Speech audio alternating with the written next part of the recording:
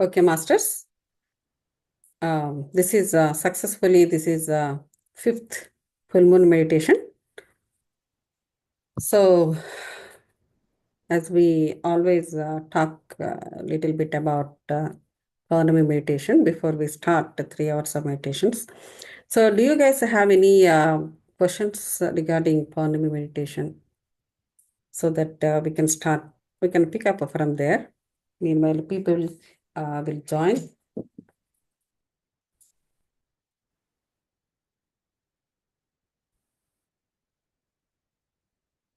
Any questions for you?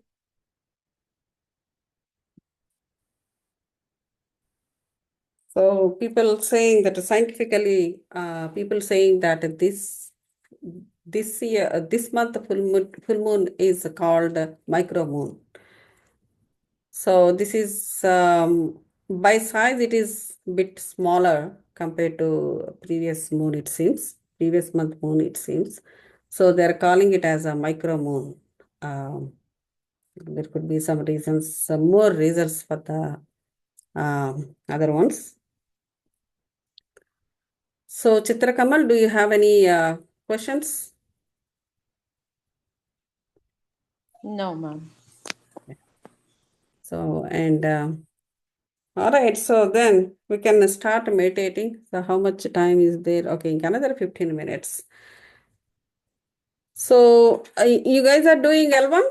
Are you doing L1? Are you L1 students?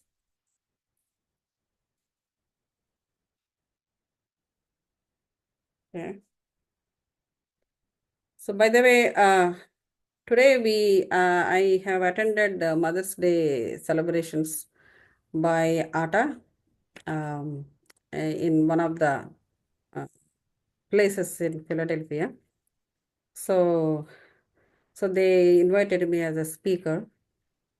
So I talked about the spiritual motherhood. Uh, it's good. The party was very good. It's still going on, but I came off, soon after my soon after my talk. Uh, so I talked about the spiritual motherhood. So this is what is the meaning of spiritual motherhood? I mean, specifically, is there any difference between normal motherhood and spiritual motherhood? So this is just few words I'll talk about it. Um, so why this is called as a spiritual motherhood? Basically, the uterus, the woman bearing the uterus, at that particular place, the Swadhisthana chakra will be there. That is the sacral chakra. Okay. So the sacral chakra is not only for emotions, it also, that particular area also carries buddhi. That means the intellect and, the spiritual, that means the spiritual buddhi or the spiritual knowledge that she gained or that Atma gained since many lives will be um, will be there around that area, like that is Swadhisthana chakra. So when she is giving birth to the baby, by the time she should be able to awaken that spiritual knowledge or the spiritual center, we can say it is a spiritual center in her uterus. So by the time she's bearing the baby, or she should be able to um, prepare herself to awaken her spiritual center. So then what happens is the baby will, that spirituality will be transferred to the baby. So you must have seen, or at least you must have heard by elders, like, people say, like, if there are 4 or 5 kids are there, so one or two will be spiritual and others may not be that much. And other kids are not all into that, isn't it? So there will be a difference. So the difference is, that depends on how you, depends on how mother is bearing the baby that time. So during that time, how good she's awakened spiritually, that is most important. So in many generations, this somehow this is gone aside. So it hasn't come out that clearly, so people do not know it. But nowadays, what people are doing it, so they understood all these things, and they are trying to spend their time during that pregnancy, spend their time more in a spiritual manner, so that their spiritual centers will be awakened, so that the kids by birth they become spiritual. So once you delivered a spiritual baby, then what is the role of mother? So general mother's role is to take care of the babies. Like, all the time she gives only love, isn't it? Love, care, protection, that this everyone knows. So I'm not stressing on on those things. But when you have a spiritual children among your children, or one child that is spiritual, your role will be different too, the mother's role. So, like, she should become a spiritual mother. Of course, one non-spiritual kid, one spiritual kid is there. She should give love equally for both. But when you have a spiritual child in your home, your responsibilities will be much more and also different.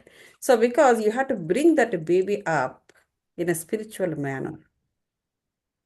So these things, like, it is a beautiful concept and a beautiful thing. And, that baby should be, the baby's knowledge and the life should be, should start in a spiritual manner.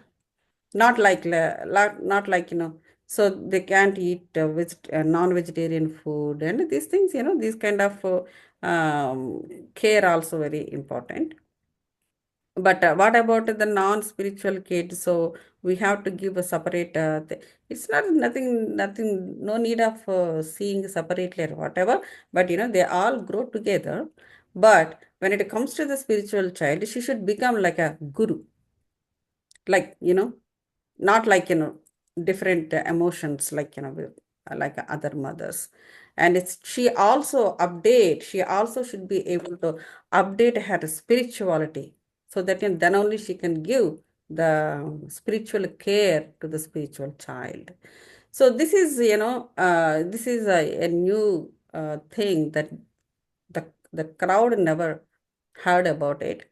So then I have introduced this new thing to into them, and I told. So the reason why the uterus is so important, like what all. See, we always think that uterus is only to bear the child. In reality, not. Not only that.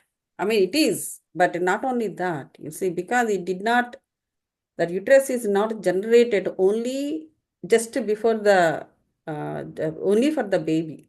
And once that phase is done, that uterus is not deteriorating, isn't it? It's not generating because for that baby, or it's not deteriorating also after once that phase is done. It's always exists with the woman, because the importance of uterus is, like, she should grow spiritually and become a spiritual guru and give her spiritual care and knowledge to the babies. So that is why this uterus is important always, because it is a spiritual center.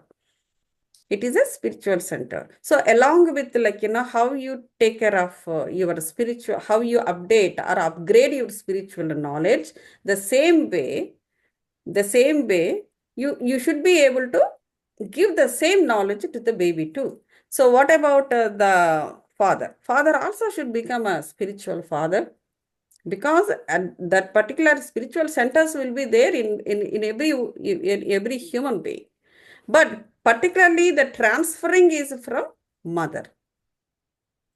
It is important if one person is spiritual in the home, and slowly the entire family will become spiritual. So this is the thing that I was talking about it, because it's a Mother's Day celebration.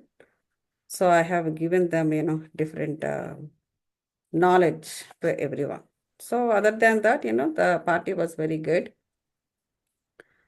All right, masters, and uh, let's start the meditation. This goes for 3 hours.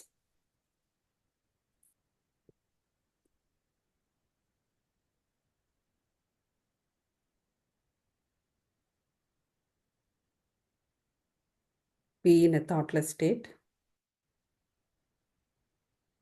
Keep your spine erect, masters.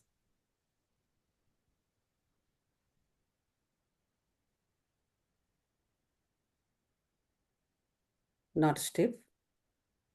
Close your eyes and keep your chin little up, slightly, as if your eyebrows facing towards the sky, a slight upward, and keep your palms open. Put Brahma Mudra, or clasp your fingers with open palms. Be in the thoughtless state, masters. When you close your eyes, you're not supposed to see any shapes or any faces or anything around you. It's like just blank. So that is a thoughtless state. If the thoughts are bothering you, just focus on your breath. Just observe how you are inhaling and how you are exhaling. When you focus on the breath, the thoughts are automatically diluted. If they are disconnected thoughts, they will dilute. If they are connected thoughts, they will break down. And finally, you will achieve a thoughtless state. Until then, focus on your breath.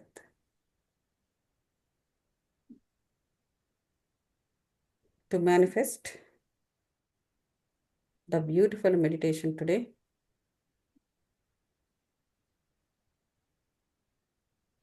manifestation is nothing but creation. You need to maintain now and also imagine you are accessing positive divine energies from the cosmos, the light energies, and the Pournami energies, moon energies, the golden yellow rays, the healing energies, and also life energies. And light energies. Imagine, masters, you are accessing these divine energies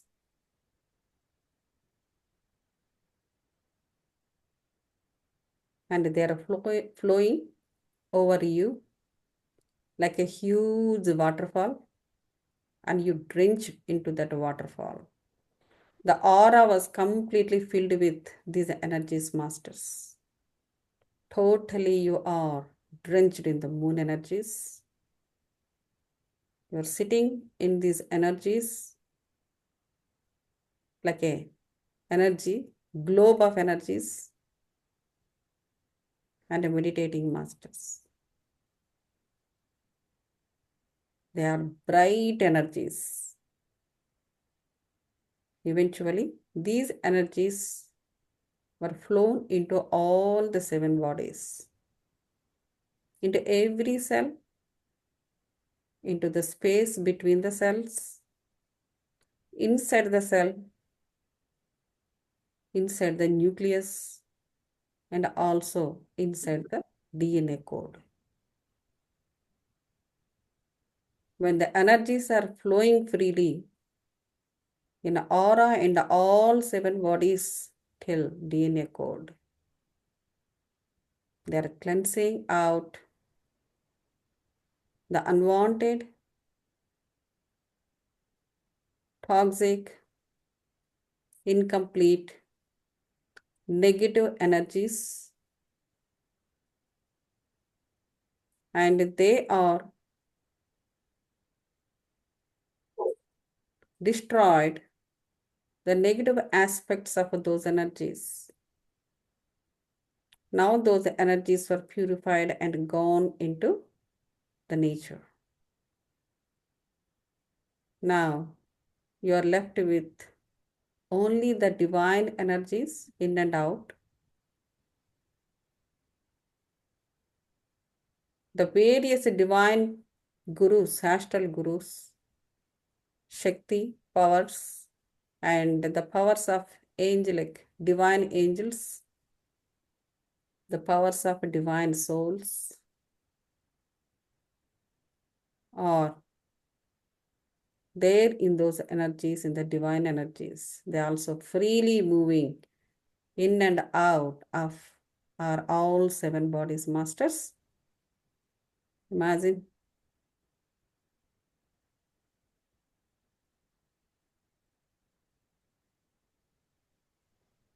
Now, via this light, we are connected to Purnatma.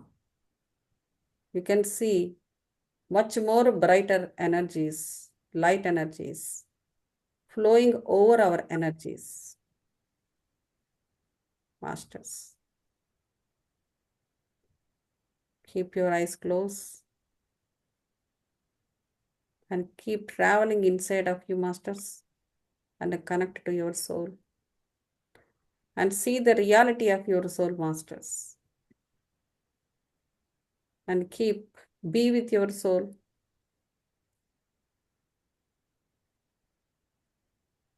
And enjoy and realize the reality of the soul, the peace, the unconditional love, and the ultimate happiness. When you are with your soul, you will realize these qualities, masters. That's your soul qualities. Please feed your soul with the divine energies that you're accessing from the cosmos. That is the right food for your soul.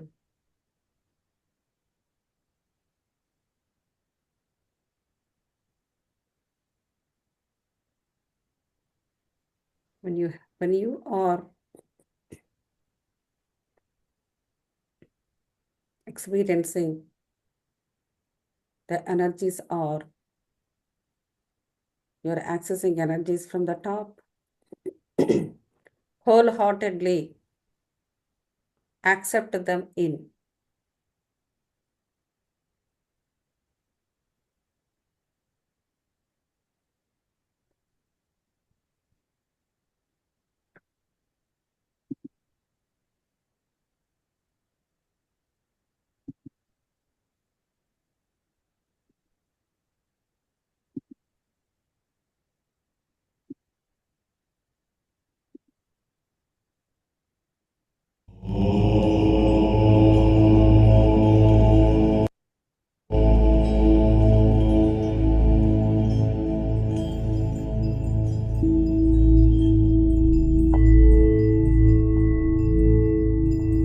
You don't listen music.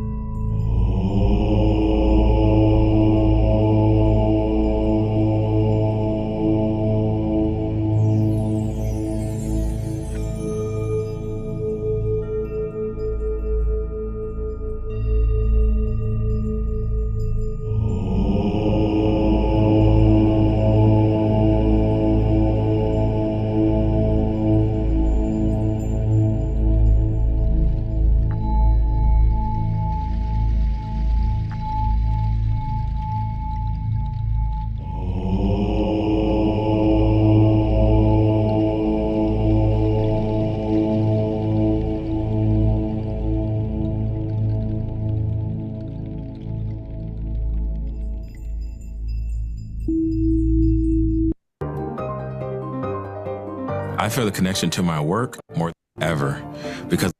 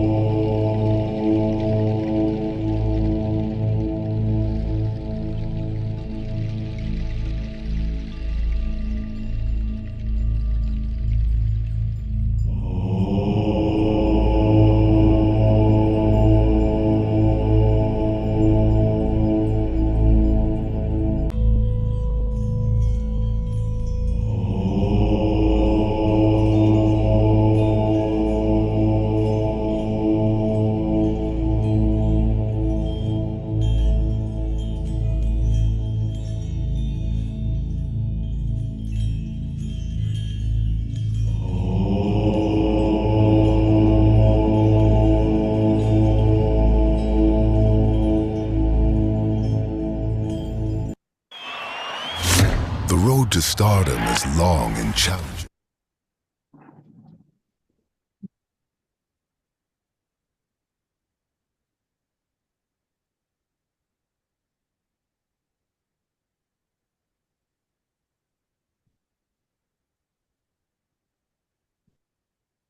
Just like that.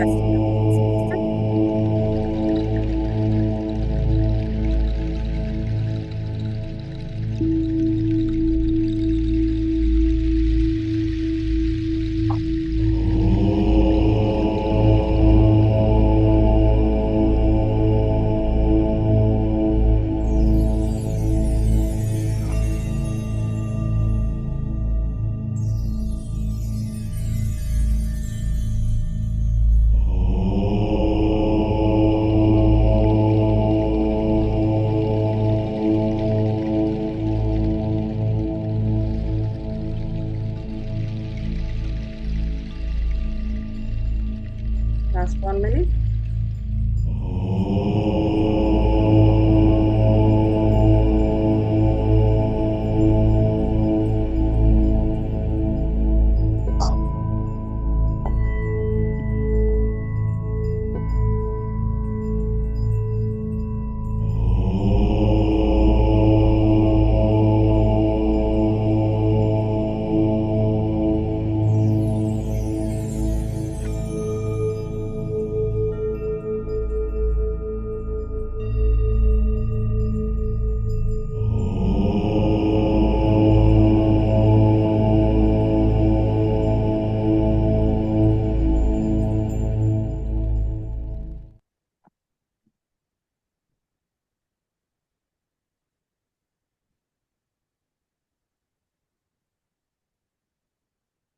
Masters. From high energies, try to come back to the normal state of mind, slowly and gently, Masters.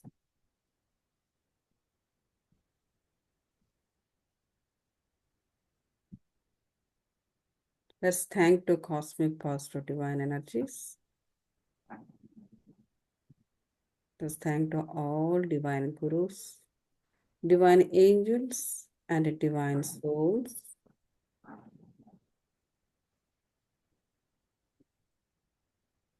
Let's also thank to Pournami moon energies and Buddha energies. Let's thank to five senses and the nature. Let's thank our parents and the society.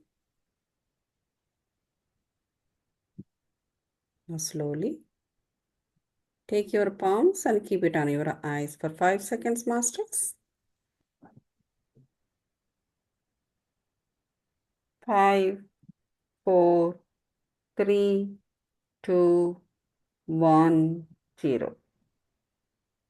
Now slowly try to open your eyes and look at your palms with a smile. Thank you, Masters. Thank you for the wonderful meditation together. And now it's the time for inviting our guest speaker, Master Mahesh Ji. He's already here. And could you please come into your videos and say hello to him? Please open your videos. Ratna ma'am, Chitra Kamal Vanisri, and everybody.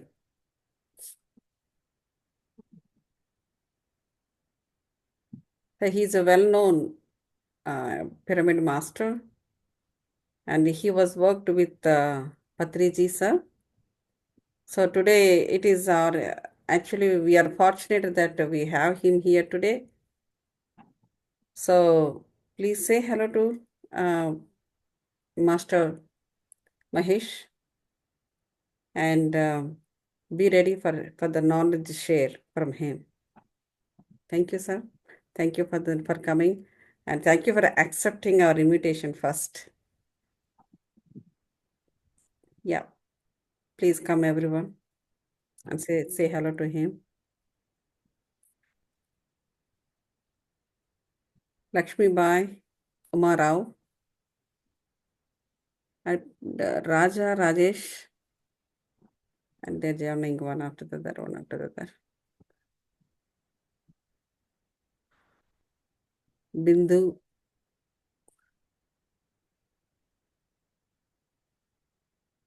Thank you, sir. It's all yours. Thank you, Gautami madam, for remembering me and again It's, calling me. it's our fortune. It's we never forget, sir. That's great. So it is open forum. So people can ask me any questions. It can be interactive session. So as you all know, today is Buddha Pournama, a special day. Fortunately, even if unknowingly, I was being invited to this special Pournima. Yeah. So I am in Goa for taking session on Buddha Pournama.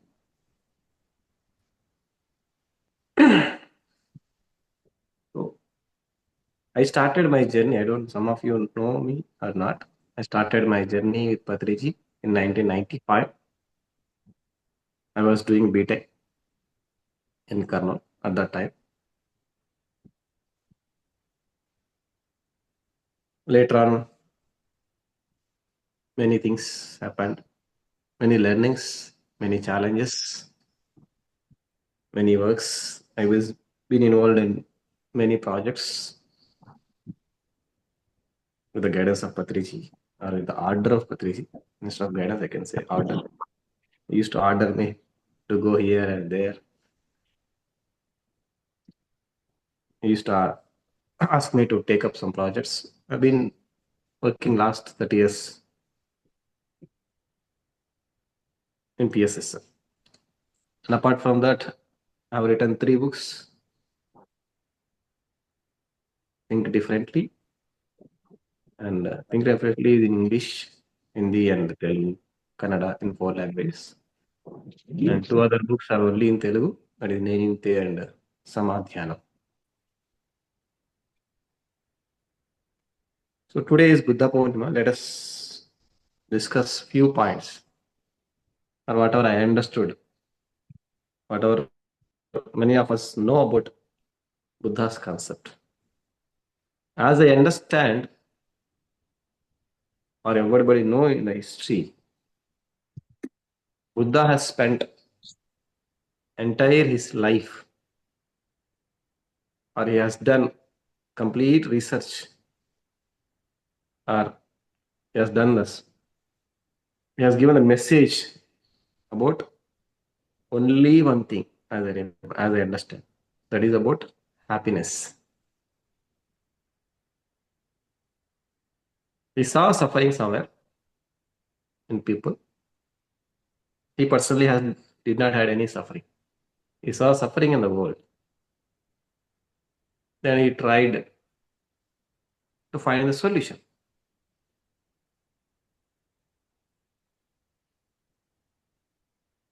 So his total message was only about happiness, how to be happy, how to be happy wherever you are. The same subject or same object, the aim I've taken, and I've written a book called as Think Differently. Same, more or less same. If you take my book Think Differently, there will be a caption. to be happy anywhere, anytime. Buddha wants us to be happy all the time, all the time, not once in a while. We are all happy once in a while. Occasionally, we are happy. Occasionally. Whenever any occasion comes, whenever any birthday comes, we'll be happy. We'll celebrate our birthday. We'll be happy. Or whenever any special festival comes, we'll be happy. We'll celebrate that and we'll be happy. I'll go to a party, we'll achieve something, we'll be happy. But what Buddha expects from us is be happy all the time. To be happy all the time, not once in a while. No suffering at all. Don't want us to suffer. We have taken this birth to be happy, not to suffer, not to cry, not to weep for anything in this world. We have taken this birth to be happy. But whatever is the reason, we are losing our happiness. And we are trying to blame others. Before meditation, even I was also in the same condition. Sometimes I was happy, sometimes I was not happy. Whenever I achieve something, I used to be happy. Whenever I don't get what I want, then I used to be unhappy. I used to feel bad. I used to feel something wrong. And I used to blame others. So if you totally want to be happy, if you truly want to be happy all the time, like Buddha said, we have to start think differently. We are thinking like the world. We have adopted the thoughts of the world. That is why we are not happy. We have adopted blaming nature from the world. Somebody blames others and we see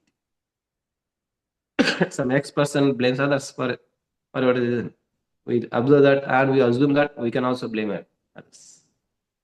We have learned that blaming nature, judgmental nature, criticism nature from the world.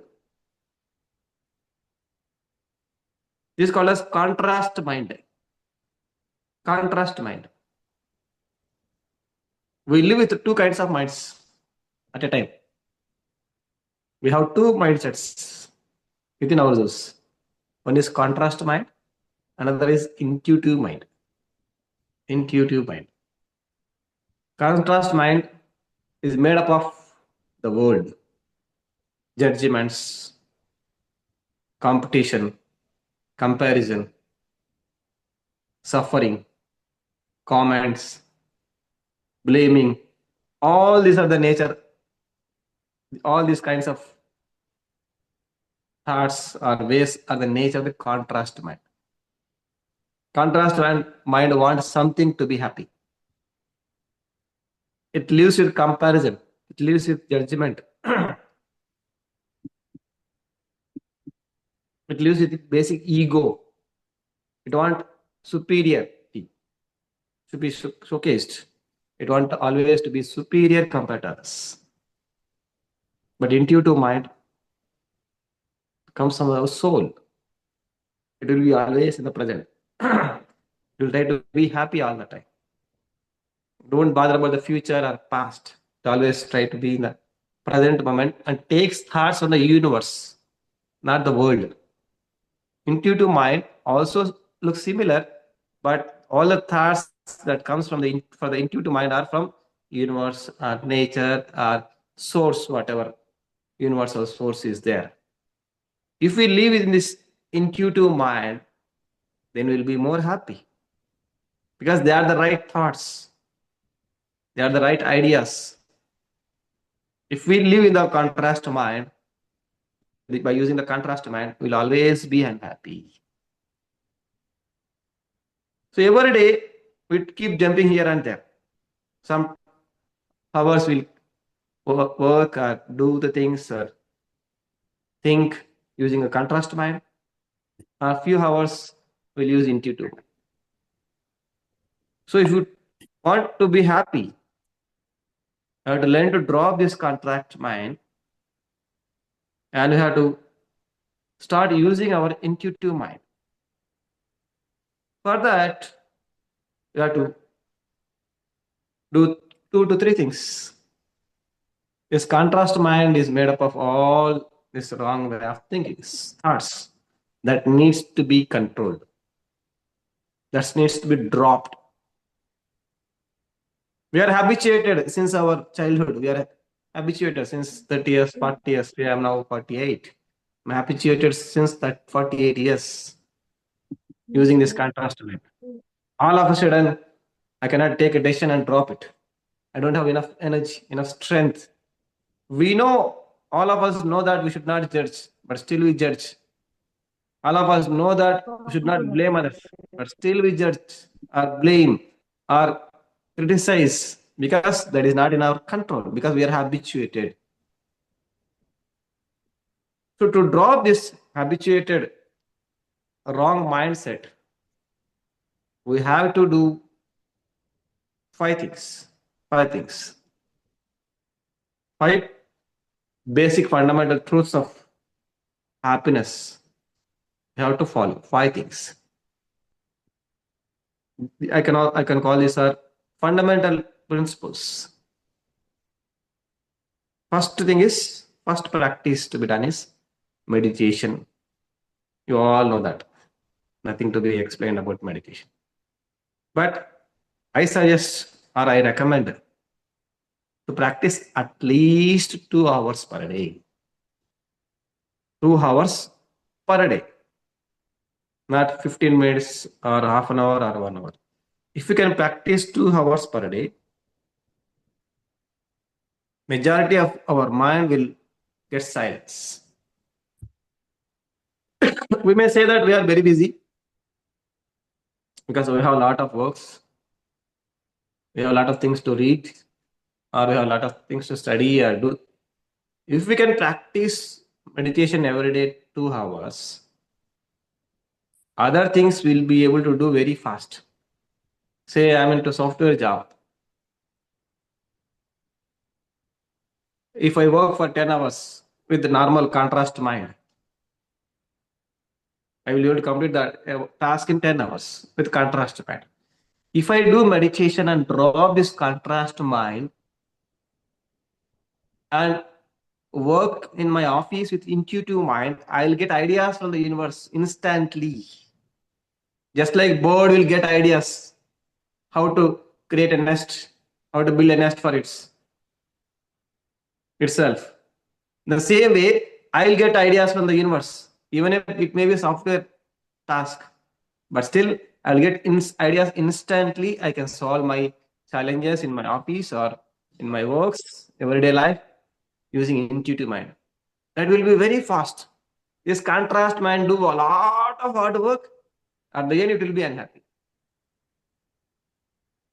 So, if you can do meditation regularly for 2 hours and drop this contrast mind and live with intuitive mind wherever you go, it may be in office, it may be in family work, wherever you go, then you will be able to do all these same works very easily with a lot of comfort from inside and within very less time. Instead of spending 10 hours of hard work, we may be able to complete within 1 hour, within half an hour, or sometimes within minutes. Some works will depend completely on mind.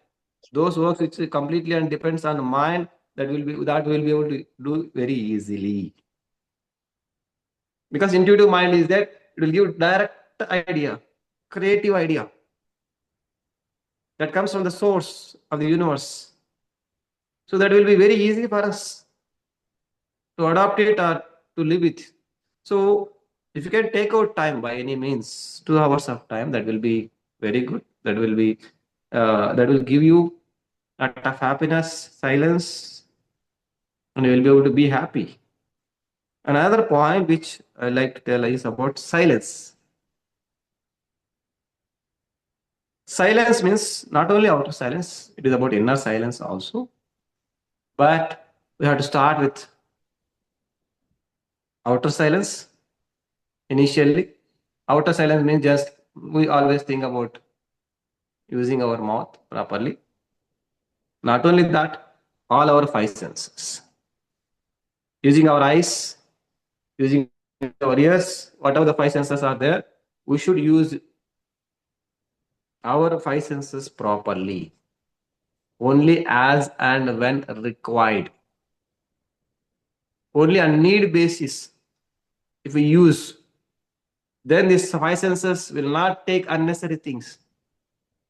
If you see something unnecessarily, that will create an idea, a thought over here. Contrast mind will expand. Because you saw something unnecessarily, as you heard something unnecessarily, you've been listening to unnecessary things, unnecessary talks, unnecessary discussions, unnecessary things, then that will impact our mind. That will create more contrast to mind. So we should stop listening unnecessarily, just like Gandhi told. Don't listen unnecessarily. Don't see unnecessarily. Don't speak unnecessarily. If you can follow this, then all wrong ideas which are coming from the world will stop. We should speak only on need basis, only when it is required, only when it is important to speak, only it is essential to speak. You have to see something only it is when it is important. We should listen to something only when it is something wonderful. We should not listen to all the rubbish because somebody is our friends or somebody is uh, our family member or because somebody is our well-wisher. We should not listen to all the rubbish whatever they speak. We should stop. We should start utilizing properly all the five senses. Then that will slowly create inner silence. Because we are not giving input to our contrast mind from our senses, slowly whatever the existing wrong things are there, that will be cleared by the meditation. If you don't do meditation, if you don't practice silence, then we may give energy or silence through meditation. But if you don't practice silence, again it will be in the same position. So along with meditation, from morning to evening till the time we sleep, we should learn to be silent. It's not only stopping our words, thoughts. We should stop all our unnecessary activities from using our five senses. That will help us a lot to drop our contrast mind and work or live with our intuitive mind. And another third practice which can be done easily is you should learn to be with nature. To spend more time with nature. Just like we do meditation, as much time as possible, that too silently. Silently. Without any discussions. Without any audios and videos in nature. We should not use our gadgets whenever we go to nature. We should not talk to others. We are in nature to receive the energy of the nature. To receive great vibrations, higher vibrations from nature. Again, no need of any discussions, no need of any talks. You can be with yourself, away from others. At least whenever you go to nature, at least sit 6 feet away from nature, somebody. Don't be with others and again discuss unnecessary things. We should spend with ourselves with nature. If you can practice that at least 1 or 2 hours per day, then that will also drop our contrast mind. That will heal our contrast mind.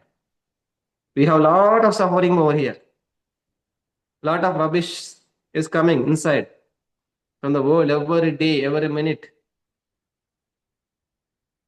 Family members, our friends, or the world will keep on throwing unnecessary things on us. How to clean it? By doing meditation or by being with nature.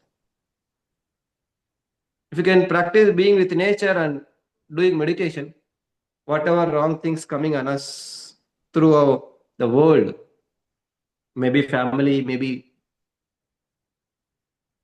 friends or office, that will be cleared, that will be healed. Nature will heal our wrong energies, our wrong vibrations. Yesterday I was sitting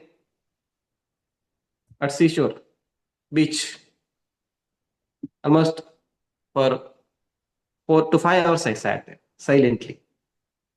Just I was with sea. I did nothing. I have not gone into the water and jumped into water and then swimming. No. I just sat on the seashore and relaxedly I was with myself. I felt lot of change here. I truly felt lot of silence here. Everybody in the beach was running here and there. That is physical pleasure. Somewhat mental pleasure they are getting. No doubt about it. But when I sat for a couple of hours, I got a lot of silence. I got a lot of energy. I could feel it. So I request everybody to be with nature every day, or at least whenever it permits in weekends. Take some time, at least some hours. Go to some wherever it is, nature spot. Wherever. Generally, I go here in India monthly 2 days. I'll switch off all my mobile and gadgets and everything. I go and spend some time in our silent valley. We have started a ashram called a silent valley, where there is no mobile is not allowed and discussions are not allowed. No classes, no discussions. Okay, let me share. Somebody is speaking. They Yeah. want to interact. Muted. Yeah. I'm muted. Okay. So I myself, last many years I've been practicing this. At least monthly 2 days I go and spend with myself, with nobody else. That's why I renamed my name as Prakriti Umamesh. I spent some time in Prakriti. Because of that only, I got all the ideas to write books. I'm not so enlightened to write books. I'm not having that much wisdom to write books. I've written 3 books only because of the spending time with nature. Became author only because of spending time in nature. That's why I renamed. I removed my first name and kept Prakriti on my book. There's the greatest benefit we get. A lot of creative ideas, wonderful ideas, intuitive ideas we will get in nature. You might have already experienced it. But if you can do it regularly, not once in a while, regularly. Regularly we have to do meditation. Regularly we have to spend time in nature. Nature is very easy to spend. Meditation may be difficult. Sometimes it may be difficult to spend time in nature, do meditations. But it is very easy because nature itself will take us. It will attract us. It will make us to be silent. It is very easy. Spending time in nature is very, very, very easy. So, meditation, silence, and nature. And then a fourth important point which I suggest everybody to practice, to drop the contrast mind. It is all about contrast mind. We have to follow non-judgment. Since we open our eyes every day till late night, we keep on judging people or ourselves. This judgmental mindset has to be dropped. Judgmental mindset has to be dropped. Madam Hemalatha madam మీరు video of చేసుకోండి, ఒక చోట కూర్చోలేకపోతున్నారు కదా, stop చేసుకో. So if somebody want to keep your video on whenever in Zooms, should make sure that you are sitting comfortably like this, no changes. Otherwise, it will be disturbing others.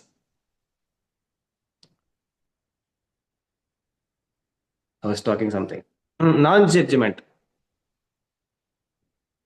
Contrast mind comes from judgment. That is our one of the most important practice. You cannot say that we are spiritual if you keep on judging people. We cannot say that we are meditators if we keep on doing comments, complaints, blaming others. If you truly want to be a meditator or a spiritual master, first and the foremost important to be dropped is judgment. If you stop judgment, automatically you stop blaming.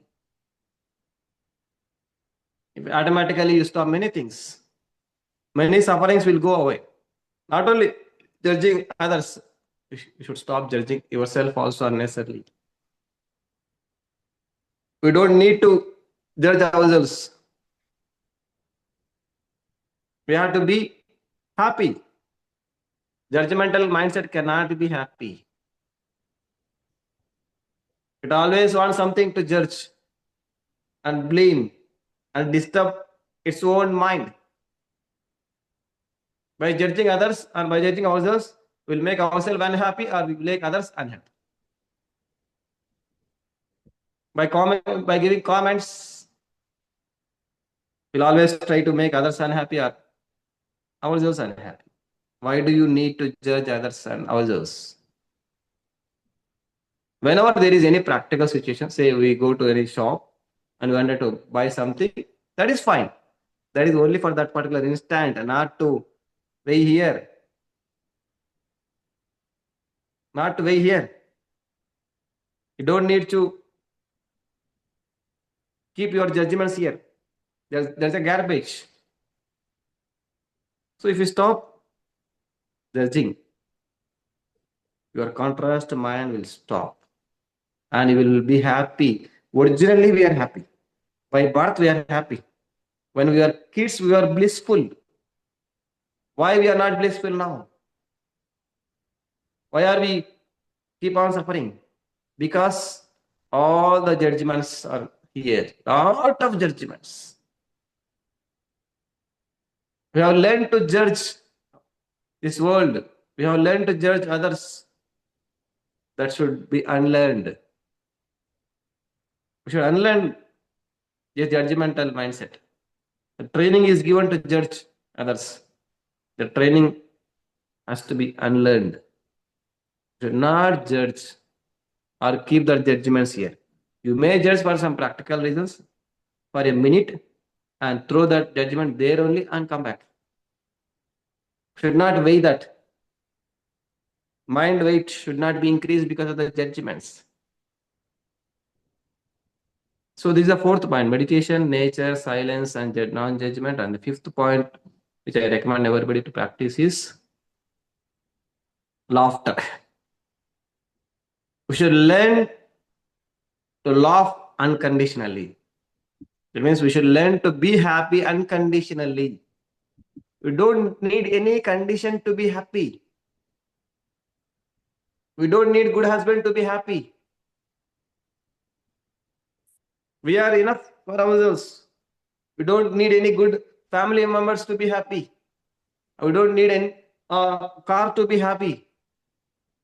We don't need any big bungalow to be happy. We don't need any dollars to be happy. We can be happy by choice right now. This is only choice. This judgmental mindset is stopping our mind to be unhappy. This contrast mind wants something to be happy. That is why we have already practiced. We have told you about 4 practices to stop the judgmental mindset or contrast mind. And now we can choose to be happy. Take a choice. Take a choice that today, from morning to evening, I will be happy for no reason.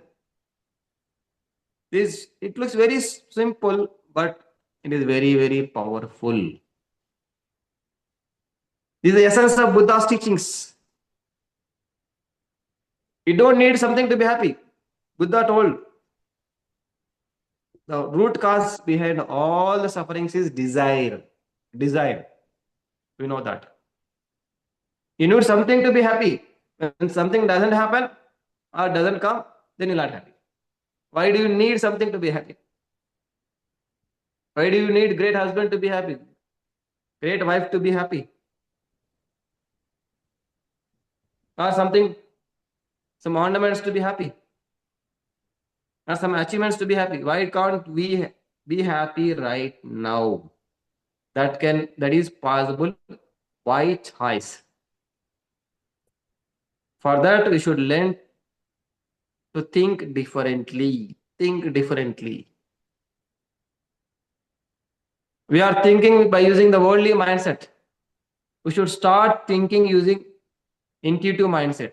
If you don't know anything about intuitive mindset, you can read books, enlightened masters books, and adopt that thought, thinking pattern. Think differently means think like yogi. To be happy wherever you are. If you truly want to be happy, we should think like yogi. We are thinking like everybody in this world. We are thinking like our mom. We are thinking like our family members. We are thinking like our world. We should stop that thinking pattern and adopt the new way of thinking, which is by yogis. Even yogis had challenges, but they were not unhappy. Rama had more challenges than us. Krishna had more challenges than us, but still they were happy. Why can't we be happy? Why are you not happy? We can be happy by adopting the thoughts of the enlightened masters, thought pattern of the enlightened masters. So we are thinking and we are not happy because of the contrast mind. And we have to drop that contrast mind and adopt new way of thinking and be happy. These are the 5 fundamental principles for anybody to live like Buddha. If you don't meditate and if you don't drop this contrast mindset, you cannot be a Buddha and happy. It is not possible. If you want to be a master, you have to meditate. You have to be in nature. You have to stop judgments. You have to maintain silence. And you have to learn to be happy unconditionally. No conditions are required to be happy. You can smile wholeheartedly right now. Take a decision right now. Take a decision that I will be happy whatever happens today. And continue that tomorrow and after tomorrow, like that entire life. We are here to be happy. We are doing everything for the sake of happiness only, but we are losing happiness.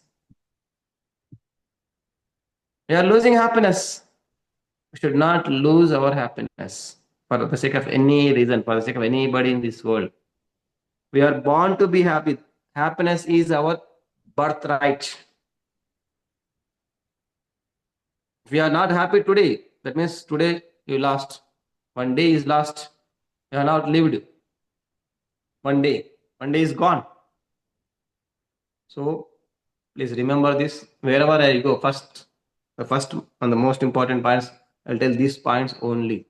There are many points that can be shared, but these are the fundamentals. That is why wherever I go, whomsoever calls me, first I will tell about these 5 points. Later on, I will speak about anything else. So if you have any questions, you can ask. You can interact. You can raise your hand. I have one question. Yes. Yes, madam. So how this happiness differs from peace? Peace is something when we don't have anything in the mind. Like Okay. dropped. All the ideas are dropped. You are silent. Right? Happiness again an extra way. If you're not peaceful, you cannot be happy. Okay. So during Like meditation time, we will be with peace, or when you are with the Prakriti, you will be in the peace. But after some time, again, you have to go into the contrast world. yes. That is why you have to think differently. Waves. We are going to again another waves, right? That waves are get disturbing us. So Hmm. instead of using these contrast waves, let us use enlightened waves, Okay. enlightened thoughts. Then you will be happy. You are peaceful because of meditation and nature. You became peaceful, but you have to give right direction to thoughts. That is going in wrong direction. It is taking the thoughts from the world and judging, blaming, criticizing, all this resentment, all these are happening because of the wrong ways. Now you choose the right ways. Take any enlightened master, adopt them. So if people are intended to give you a suffering right in front of your eyes, so what is the immediate action that we need to do? But we can do the meditation right away there, and you maybe may not be possible to connect with the nature at the time. So just leave that place or just quitting away. Does that help? Because we don't see it, but still our thoughts maybe, exist, right? So then how to manage during such kind of situations? I will do what I will do. Wherever I go, I carry some books. Say if we see here, this is my book. Okay. There are two, three more books. There are two, three more here.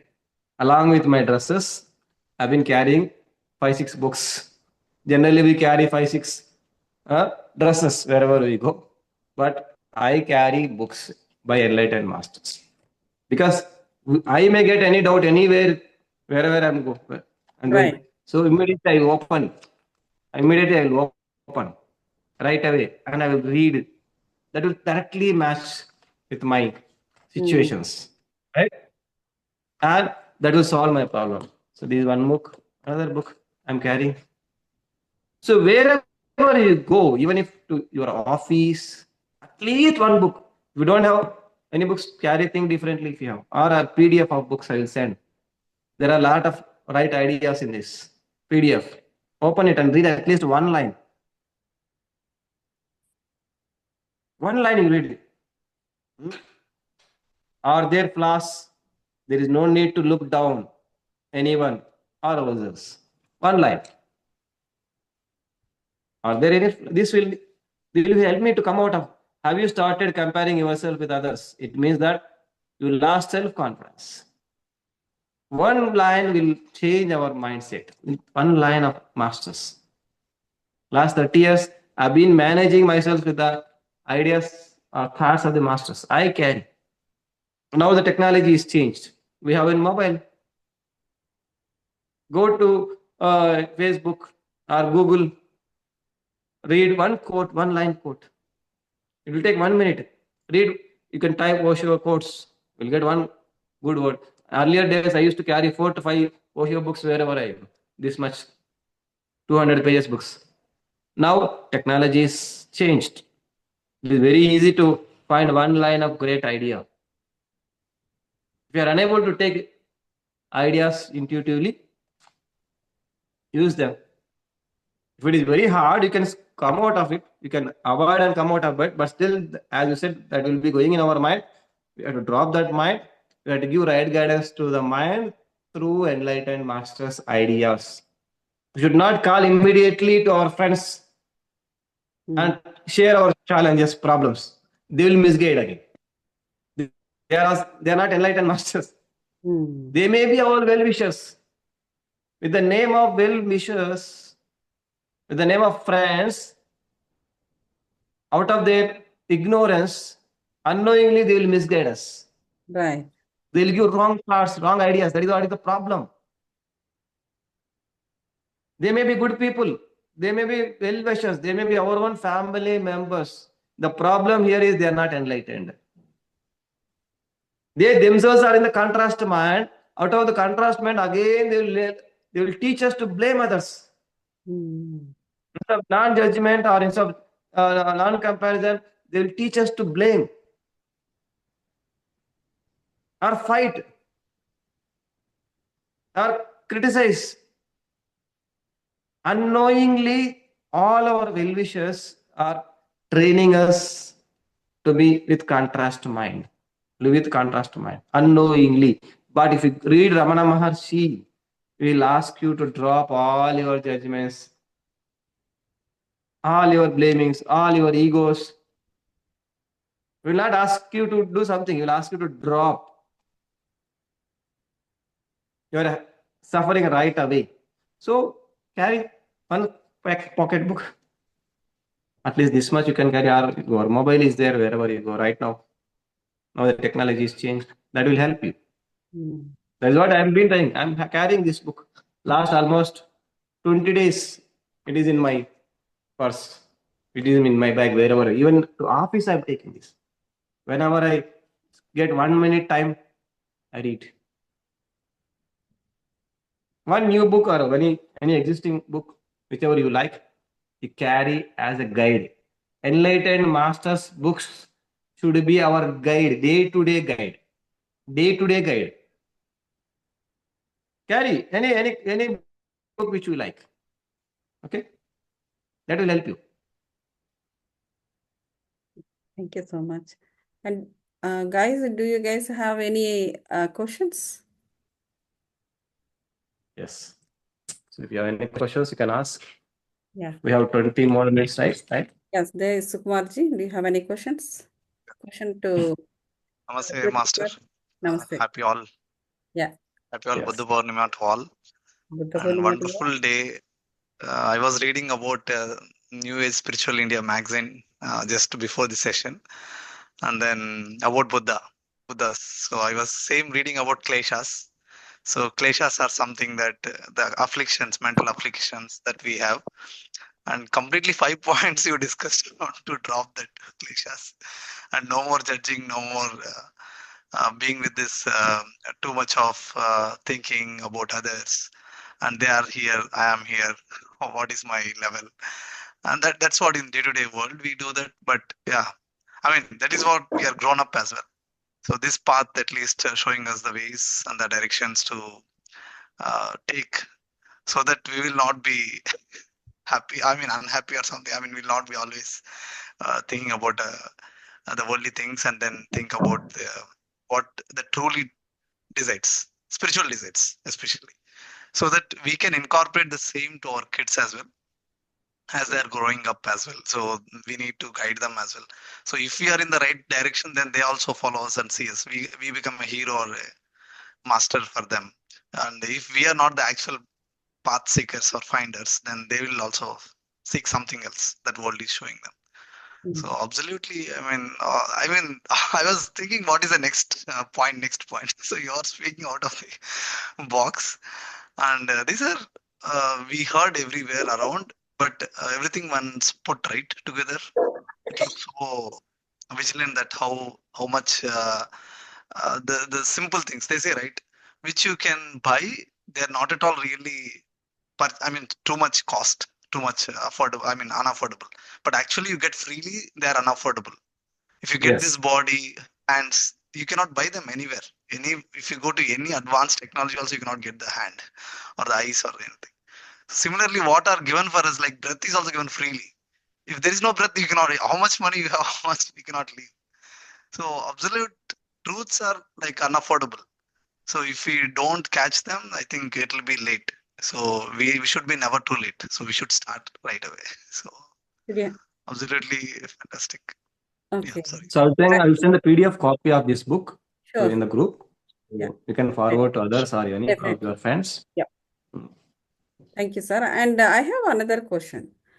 So, see, the soul, the characteristics of a soul are, so one of them was unconditional love, peace, and ultimate happiness. We always say about this.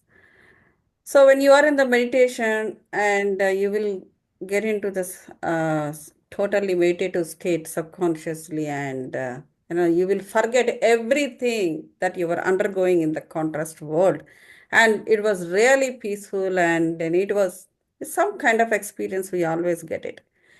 So now, so that so such kind of situation, we always describe it as a connection between you and the higher self.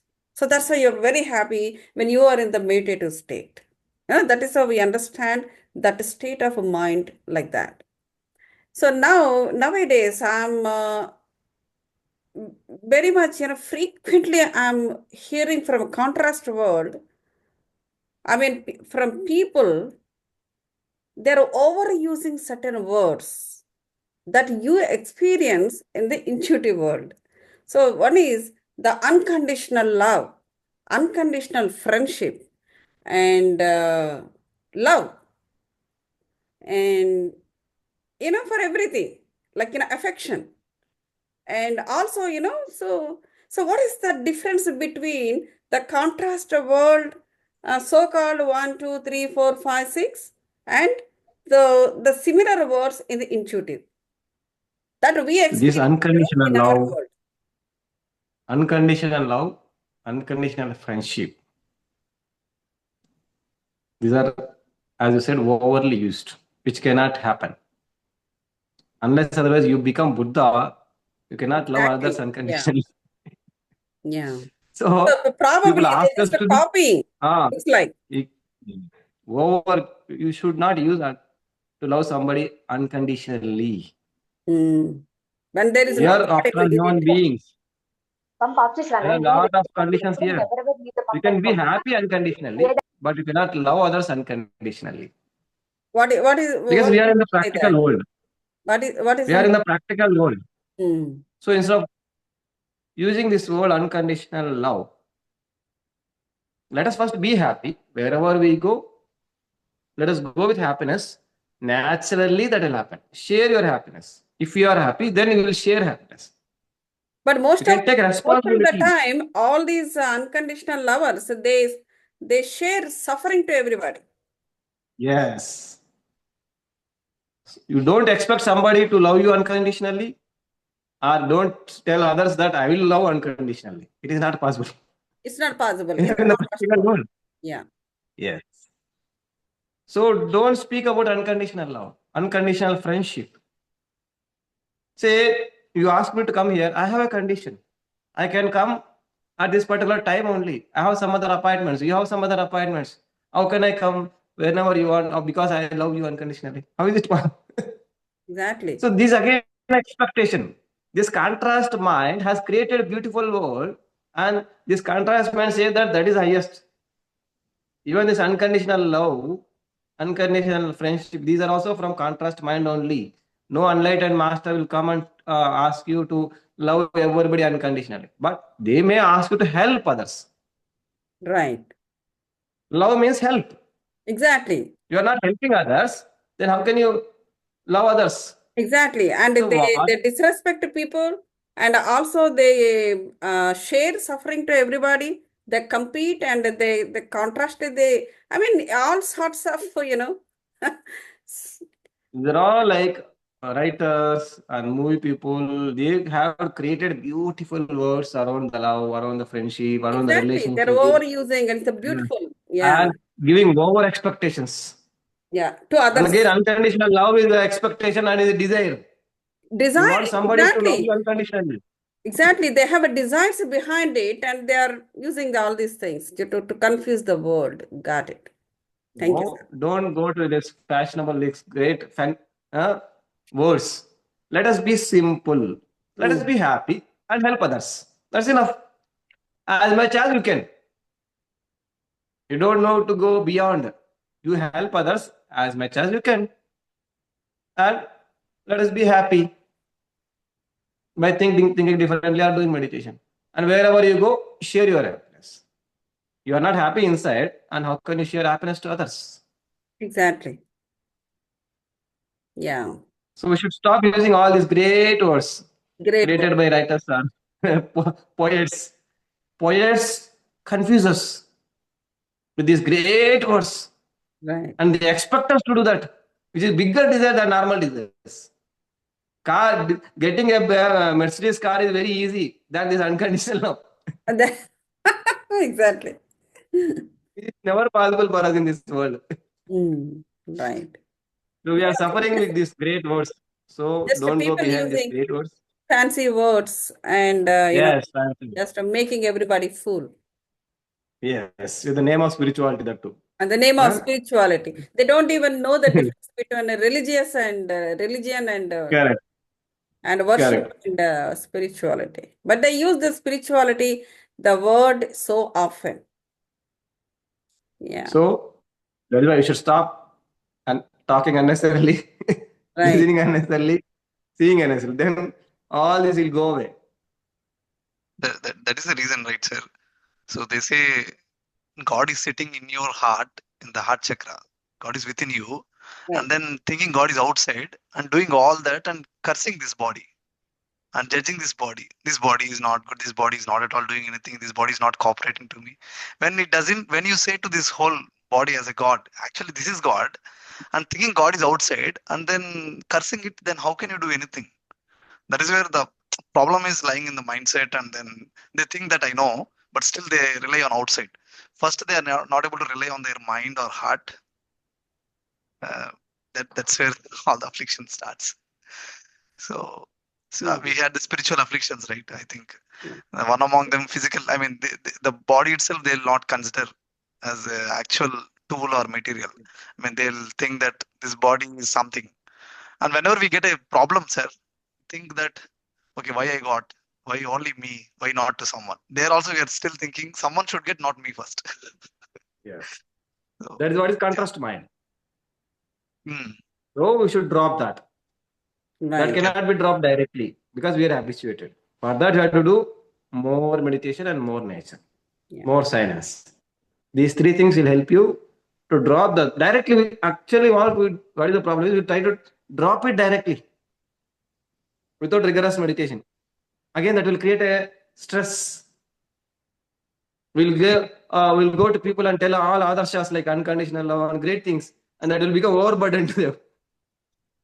They can't even be a common human being, and you will expect to be a god. Huh? This is actually tricky. This contrast mind plays a lot of tricks with great fancy words. Hmm? Yeah. So yeah. let us drop all of them. Let us be simple, speak with simple words, and be happy. Yeah. I have another question. Sorry, I'm asking so many questions. Ask 100 questions. I'm ready to answer. So we have 7 bodies. So each body has its own consciousness, isn't it? So, like, when you go, okay, you went to some place. So when you go a place, your body is also, of course, physical soul. It attracts something, and your mind says something, and intellect say no, no, no, no, or not, or whatever. And your eyes will attract something, and all these panchendriyas, it may coordinate with other, bodies, or it may not. So, okay, we will keep the spiritual body and nirvana, but it is a higher end. So they do not care about what these little guys are doing it. But these 3 or 4 souls that we are carrying, so they have their own consciousness, and they create different images or different types of thinkings towards the same situation. And meanwhile, when the people, these unconditional lovers and all these people, when they confuse, it's a sorts of and it become a chaos. So at such particular moments, and when you are in the contrast world, of course, we try our level best to keep shifting to the intuitive, and that is how we'll keep moving it. But at some point of time, it happened that you have to interact with the contrast views. So how to, like, manage, not keep ourselves long time is there. I understand, this is shifting Yes. keeps happening. Yes, that is why already the same answer. Okay. Carry a book. Yeah. Whomsoever you like. You may like Ramana Maharshi. Say, I like Ramana Maharshi more. So I carry Ramana Maharshi. I like So her not Sri. leaving those people. I mean, what are the other suggestions you give? See, I don't have any other suggestions. I have been there for my practically whatever I have used now till now. I've told meditation, nature. Say in my office, I'll get something like this. I'll take 5 minutes tea break. I don't go to tea shop. I'll go to tree. Tree. And I relax there. Exactly. Yeah. So instead of tea break, I will take tree break. Mm. Huh? Yeah. 5 minutes tree break. Yeah. Or I'll watch sky for sometimes. Then I'll get some ideas. Yeah. Actually, Beautiful ideas. nowadays, even every day I keep I keep going in the same route, like back and forth. But even in in that small stretch also, um, I'm connecting to the nature. Every day I go in the same route, same driving, same Yeah. this thing. But every day, whenever I'm connecting to the nature, that is small stretch, I'm seeing the nature every day new. Yes. That is really giving immense happiness. I will tell you one experience which I got in New York. I was going with my family in New York and Niagara and all. I got some ache here, some pain, lot of pain here. Okay. Because I was new to your US, I could not go to any doctor or I could not go easily because I was completely in travel for 1 week. Okay. And at one place we stopped for some time. I think Sudhakar's house. Now he's in Raleigh. He was earlier in New York, NJ, New Jersey, I think. I kept my luggage there in his house and I went out. There was a tree. I just lay down with the tree for some time. After half an hour, I saw that is completely lost. That is Wow. gone. Beautiful. My physical pain is also gone. Mm. I have not gone there with that intent. But I just because out of my habit, whenever I get 5 minutes, 10 minutes, or 15 minutes, I go to nature. With that habit, I just went to a lawn just below this apartment. I lay down, just was there with this, and I was watching sky. After some time, gone. My physical pains and my mental pains, I solved by using nature. Yeah. 5 minutes break of nature, 10 minutes or half an hour or two. Yesterday, I got 4 hours of break. I went to, I told the beach just beside our Ravindra Bhavan Hall in Goa, where our Buddha Pournami program is going. Just beside, not even 5-10 steps. It is there. I went there and relaxed. I got run off relief. Yeah. So take tea instead of tea break, take nature break. Nature break. Yeah. And in What I essence, am doing, I yeah. don't know other ways. Whatever I am doing, I'm trying to share. Yeah, sure. Regularly, every day I'm doing it. Yesterday I did, even now I'm doing. So one question around Yes, this. Yes. please go ahead. If you have really there is a conflict coming up either in a job or something.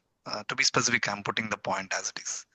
So there is 1% chance, 99% is no chance. Okay. So I want to move there or here somewhere. So still this following this practice would put us in a that I Yes. want that So 1%. contrast To come. mind will have 2-3 ideas. It want us to select one of them, and they all equally important. They are all equally important. This is also important. This is also important. Everything is important equally. During that time, we don't have any idea to what to be selected. That's why Yeah. drop all of them, stop thinking all of them, and relax in meditation or in nature for some time. When you stop fighting with yourself for some time and relax, then you'll get an idea from intuition. Intuitive mind will start. Yeah. When we fight, keep on fighting. Even if for 10 days time, if you give, you will not be able to solve it. Stop it. Stop inner fight. Or sometime half an hour, or 1 hour, or 2 hours, or 3 hours, or one day. Then Got it. relax. Relax with nothing. Forget about the future or the past or better things or best things. Relax. When you relax, your intuition will open. Out of these or out of nothing or other third new idea may come. You are fighting with one or two ideas, and another new better idea may come, or out of these two only you may be able to select properly. All the decisions we are taking by using analysis, analytics, analysis, a logical mind. We should take decisions with intuitive mind, not logical mind. Logically, something may be correct, Yeah. or out of judgments, out of some parameters, it may be correct, but it may not create a better future. So you should take the decisions illogically. That decisions, majority of the decisions should come out of our silence. We take the decisions out of our turbulence, disturbance. No, relax. Relax for some time and enjoy the nature. Half day or 1 hour, 2 hours. Postpone the decisions. Don't bother. Postpone the decision for Yeah. 1 day, 2 days. Nothing to worry. Nothing is going to happen. At maximum, we will die. Some time back, my brother died 3 months back, late Oh, night. okay. Nothing. There was a contrast. My sister's daughter, what do you say? Marriage was there morning around 10 o'clock, and late night, midnight, my brother, suddenly 52 years old, he left the body. And I have to do both. I have to think about the funeral of my brother, and I have to do the marriage also. My sister is not there. My sister also left almost 3-4 years back. Me and my brother was taking care of marriage of my sister's daughter, and my brother gone late night. I was relaxed. Okay, what can I do? I was with relaxed mind. That was the reason I could manage both at a time with intuitive mind. Otherwise, with this contrast mind, oh, why happened? This was like cinematic challenge. Okay, this cool mind, intuitive mind is there. Relaxedly managed both in a cinematic way at the same during the same time. I made marriage to happen successfully. I have convinced all the people, and that could happen easily. And this also happened parallelly. This happened 2-3 months back only. Not 2-3 months back. November 8th. 6 months, I think. That was a sudden thing. Is there any great tough situation than this? Marriage and death, same time. Our office is nothing. Our relationships are nothing. Our money is nothing. There is no bigger challenge than death in our worldly life, in our physical life. So, because of this silent mind, I could manage both together. If I can manage, you can also manage. You can also manage out of practice. But every day you have to be ready. You should not go and practice in the field there. You have to practice today, and tomorrow, whenever it is required, you'll be able to use it. Yeah. Should not go Makes to sense. field directly war and practice there. That's what we are doing with contrast mind. We should be prepared right now. Today, read books. Today, think differently. Today, be happy. Today, do meditation. Today, be with nature. Then, all the assets will help you when there are greater challenges like I got. There was the worst challenge in my life, but still, happily, I could manage myself and others and situation. Fantastic. Very good. So I just want to share one experience. Actually, I have Yes. been suffering from this pollen allergies since years. So now, I mean, when I was, I don't, probably I can use this word. When I was growing in this spiritual world, day by day or year by year. So very easily I'm able to connect it to the nature. And I was, before this is happened, I was not at all happy during this spring season, and always suffering from the eyes, nose, and taking 2 3 kinds of medications and putting the drops, and totally, I was very much well equipped during this pollen time. So once I started connecting to the nature more often, so what is happening was I was really surprising that I'm forgetting that I'm suffering from the allergies, and when I'm going near to the plants, and also I'm able to move around in the nature, and my eyes these allergies are not bothering me, not that much, but it's very much reduced. Very much reduced. Actually, I went for the immunotherapy and all that stuff, kinds of stuff. When I was doing the immunotherapy, and during that time it was reduced, but not really, the way that I expected. But nowadays, when I'm connecting to the nature, it is very, it's a happy news, and also it's a surprising that the allergies are not bothering me. The pollen is not bothering me. So that is one great experience I want to share. So Wonderful. maybe the nature is, I don't know. I mean, it is like, maybe the nature is giving me little suffering so that, to bring me towards her, something like that. So can I think that way? No, nature will not give us suffering. Our own thoughts or whatever, that is our own creation. Nature will always help us. Mm. But I so think nature is always the giving right, madam. Nature right, is the in previous sacrifice. years, I never knew this is like it's a beautiful technique, when you have a problem, just go and face that problem. So you will come out of that problem. Yes. So thank you for giving time. Mm, So any I more? think 1 hour completed, right? Yeah, of course. Any more questions? There are so many people, no I think questions. the talk I had made with sir to you, I think I got some some steps to be taken. So the Yeah, solution will be the form. So when you come to One, India, you can call me, anyone, you can meet me. You yeah. can visit our definitely. So you Silent live Valley. We have just where started are you living, sir? Hyderabad? Hyderabad.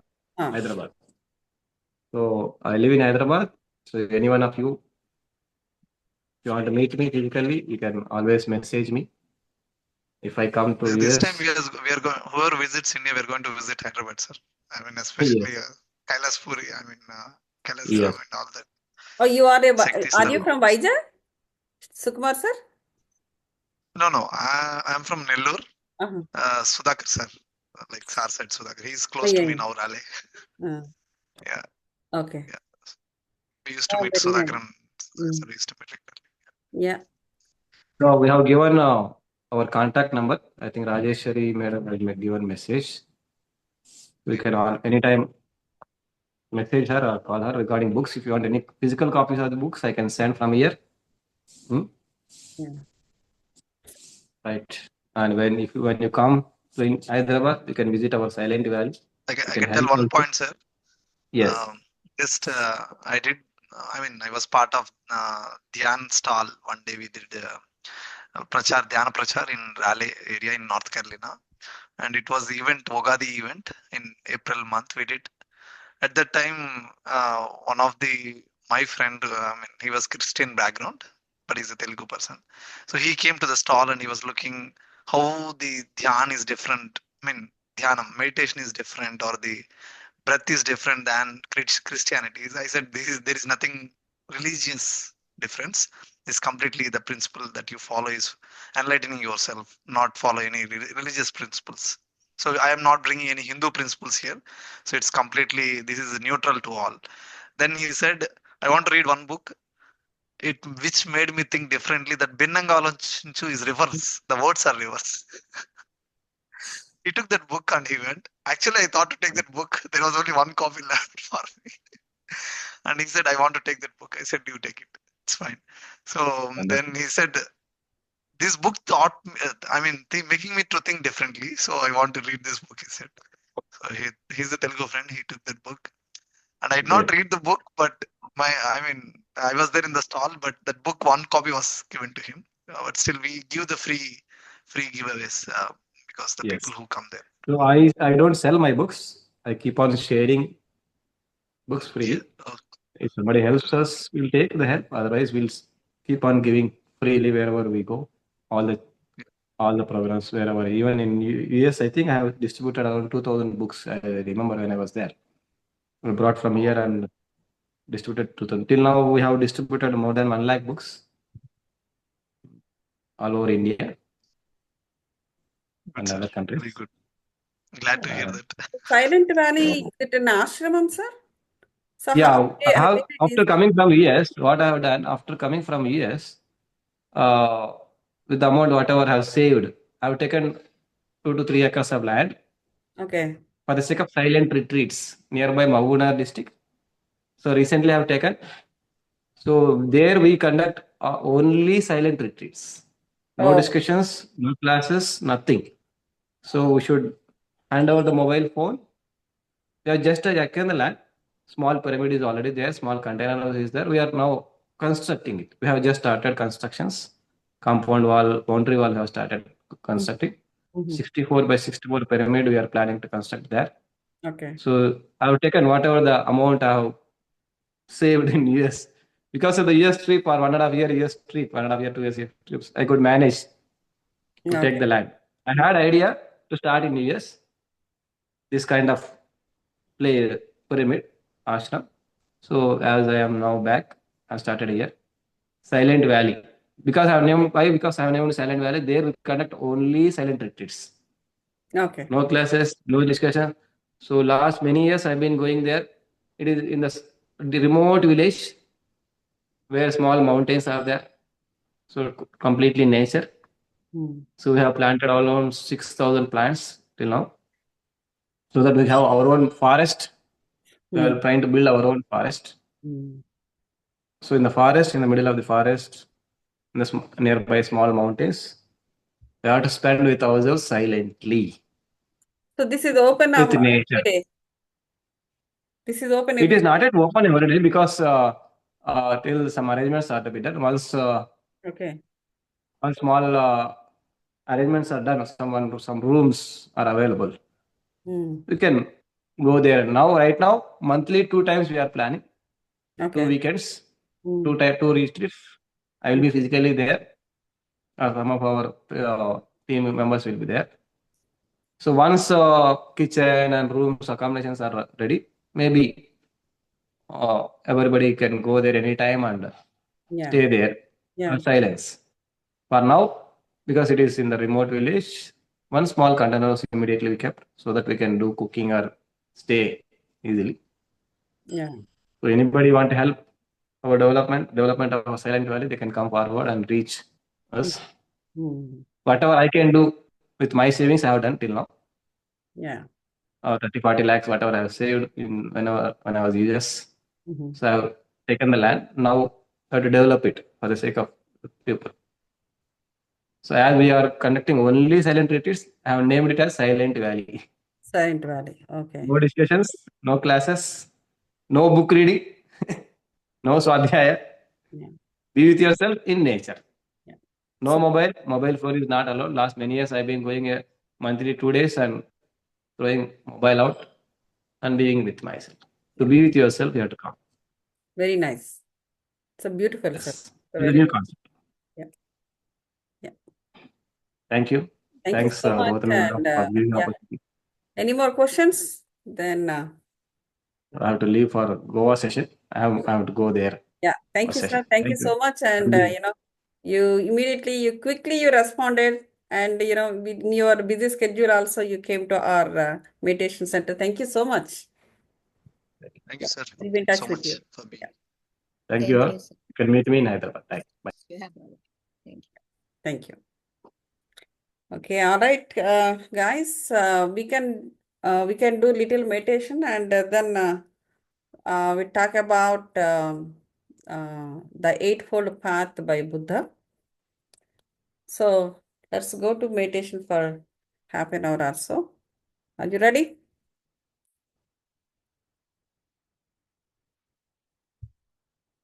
So everybody, please sit down in the meditation in a thoughtless state. Be with your breath, masters.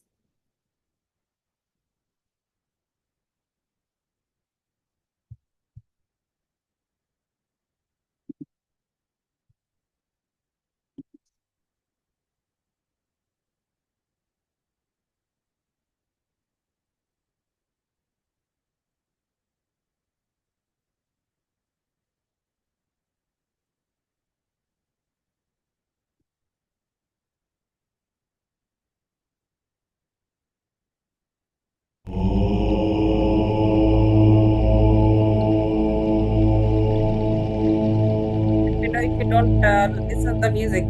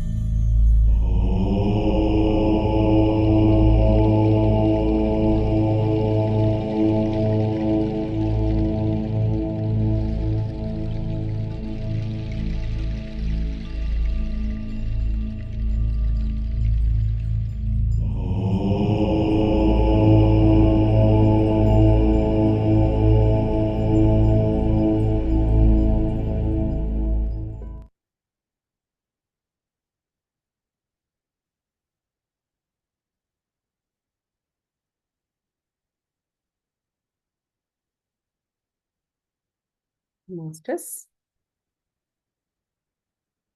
please come back to the normal state of mind, slowly and gently.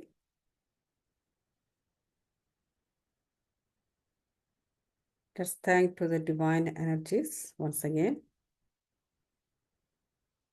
Take your palms and keep it on your eyes.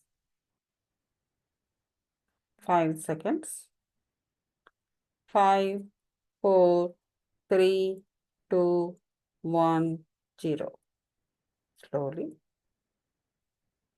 gently open your eyes and look at your palms with a smile.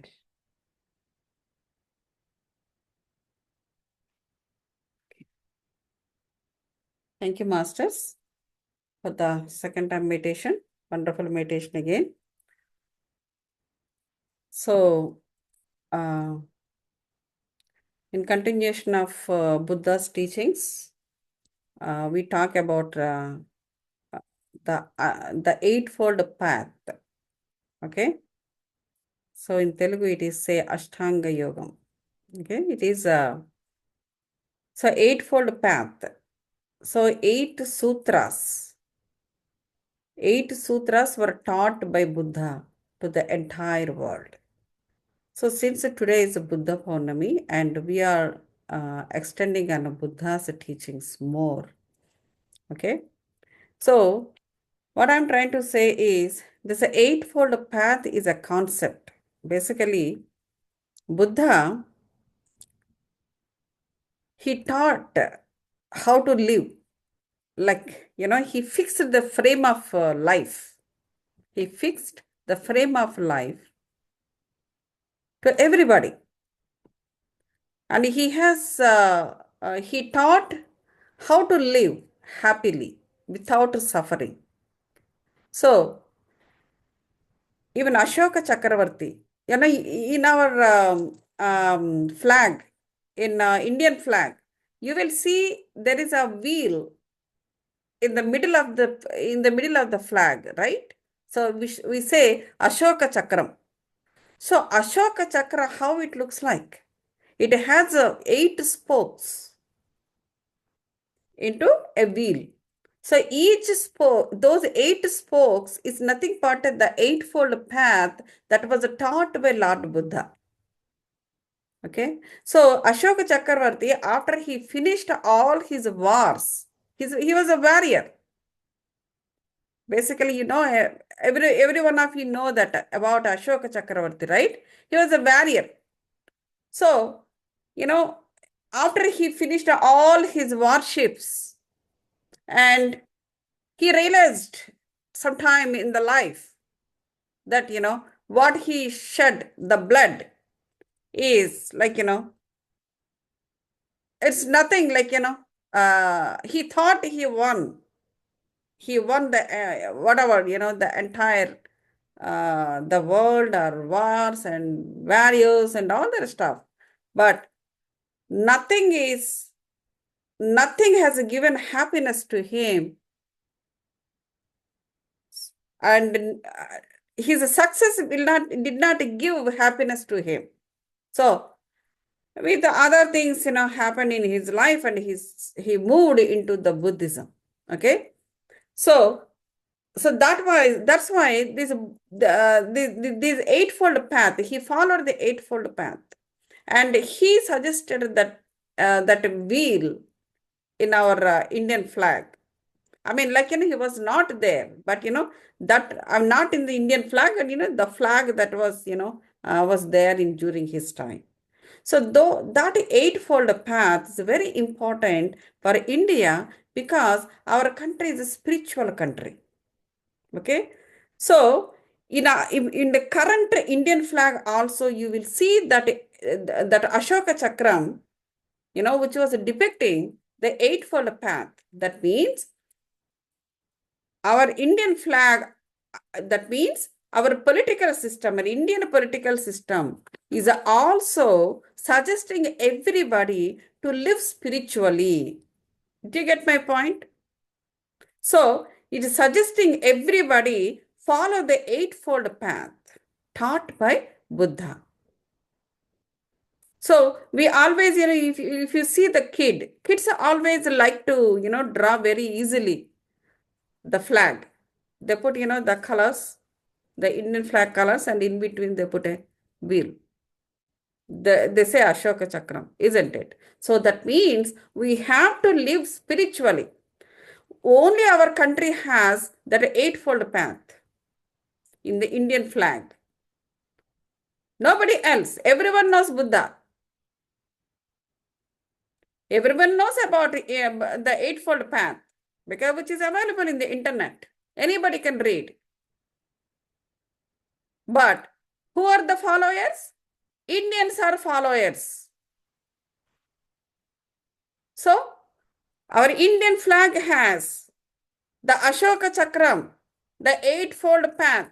So let's talk about that eightfold path, what it is teaching little elaborately. Okay, it is a practical guide to attain enlightenment and ending the suffering. See, the eightfold path is a concept of the spiritual people in India. That means the entire India should be spiritual. As Mahesh sir said, there are two minds going on in human beings. One is intuitive, another one is contrast. And it's your choice whether you want to stay only in the contrast world or you want to enter into intuitive world and experience and see the difference and where you can be happy, where you can end your suffering. In the contrast world, you cannot end your suffering. It's a midya. In simple words, we say maya. But intuitive world, with your enlightenment mind, you can end your suffering. So that is what the Buddha's teaching is. All right. So it consists of 8 practices. Okay. Number 1, right understanding. Number 2, right thought. Number 3, right speech. Number 4, right action.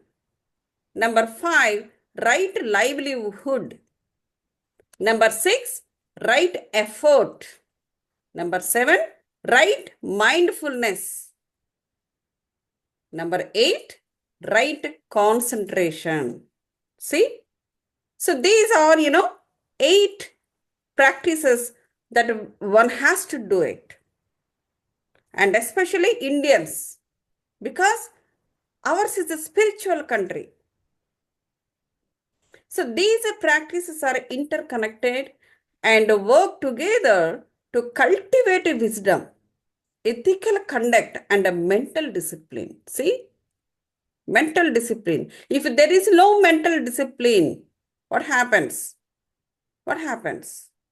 People suffer from mental diarrhea. Okay? In the mind, it is a lifelong process. Lifelong process. Disciplining our mind is a lifelong process. It's not just one day we can do it and second day we do not need to do it. It is a lifelong process. It's a continuous process. Keep our mind in discipline. So for that, so we try our level best to keep our mind disciplined. But the mind also should help us, right? When you are trying, it should reciprocate to you. If that doesn't reciprocate and the mind is highly attached or highly bound to the contrast world, it's very difficult for anybody to keep it disciplined. So then, what you need to do? You have to practice this eightfold path. Then it will be interconnected. All these practices are interconnected. It is not just out of 8 we pick up only one, that we leave the rest of the 7, or we keep 3 or 4 and the rest of let it go. No, It is all interconnected. If you start doing the first one, that connects you to the second one. Then connects to third one and fourth one and fifth one and up to all 8 practices. Okay. So once you be on top of that 8 practices, what happens with you? You will cultivate the wisdom. There won't be any lying anymore. So people speak the lies very easily. One time, not everybody, but in the contrast world, most of the people, unknowingly they talk a lot. I think they also may not realize that, they are saying lies. One time one lie, another time another lie, it is one after the other, one after the other. So there won't be any wisdom out of it. They don't gain any wisdom. They're not cultivating the right path to themselves and also for others. They confuse themselves and also they confuse others. So that is how the contrast world is going on. So to avoid such kind of mental indiscipline or mental sickness, then eightfold path should be practiced by everyone. So it gives the wisdom. Knowledge and wisdom both are different. Okay, you will gain a knowledge upon something. Knowledge base, like when you read a book, you will get a knowledge, but doesn't mean that you will get wisdom unless you implement that knowledge in life. Based on your experience, you will get the wisdom. It is a process. So just when you buy a book and read that book, you don't get wisdom. Unless you keep that in the action, karma. Unless you do that karma, as a result, you will get wisdom. So wisdom is always a result. It's an outcome. It's not just, you born with it. Even gods also came to the earth and they learned here. So God, right? Rama, for example. Rama was already a god. So when he came to the earth and he learned everything from, from the scratch, then he became a god. Why in one life he became a god?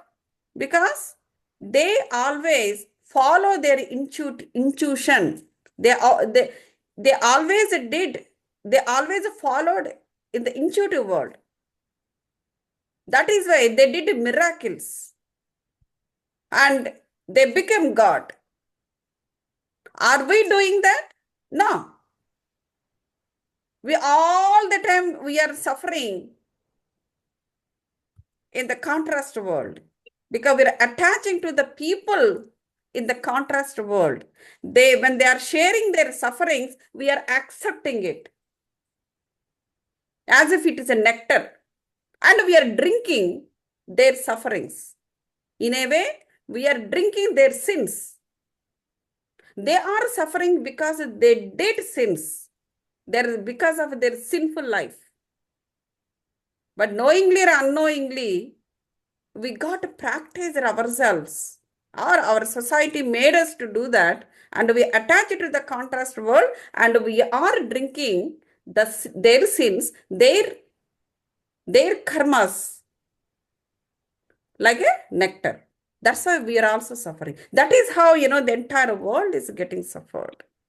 So the ethical conduct, when you practice all these 8 practices, people will develop ethical conduct. In the contrast world, most of the people do not know this ethical conduct. So let's talk about this in little bit detail. So what is the right understanding? So in Buddhism, they, that, Buddhism, they say Dhamma. Dhamma means dharma. We also have all dharmas, so we follow all dharmas, right? So they call it as a Dhamma. We say Dharma. So right understanding in their language or in their guidance, they call it as Sammaditi. It is called Sammaditi. So it refers to understanding the four noble truths.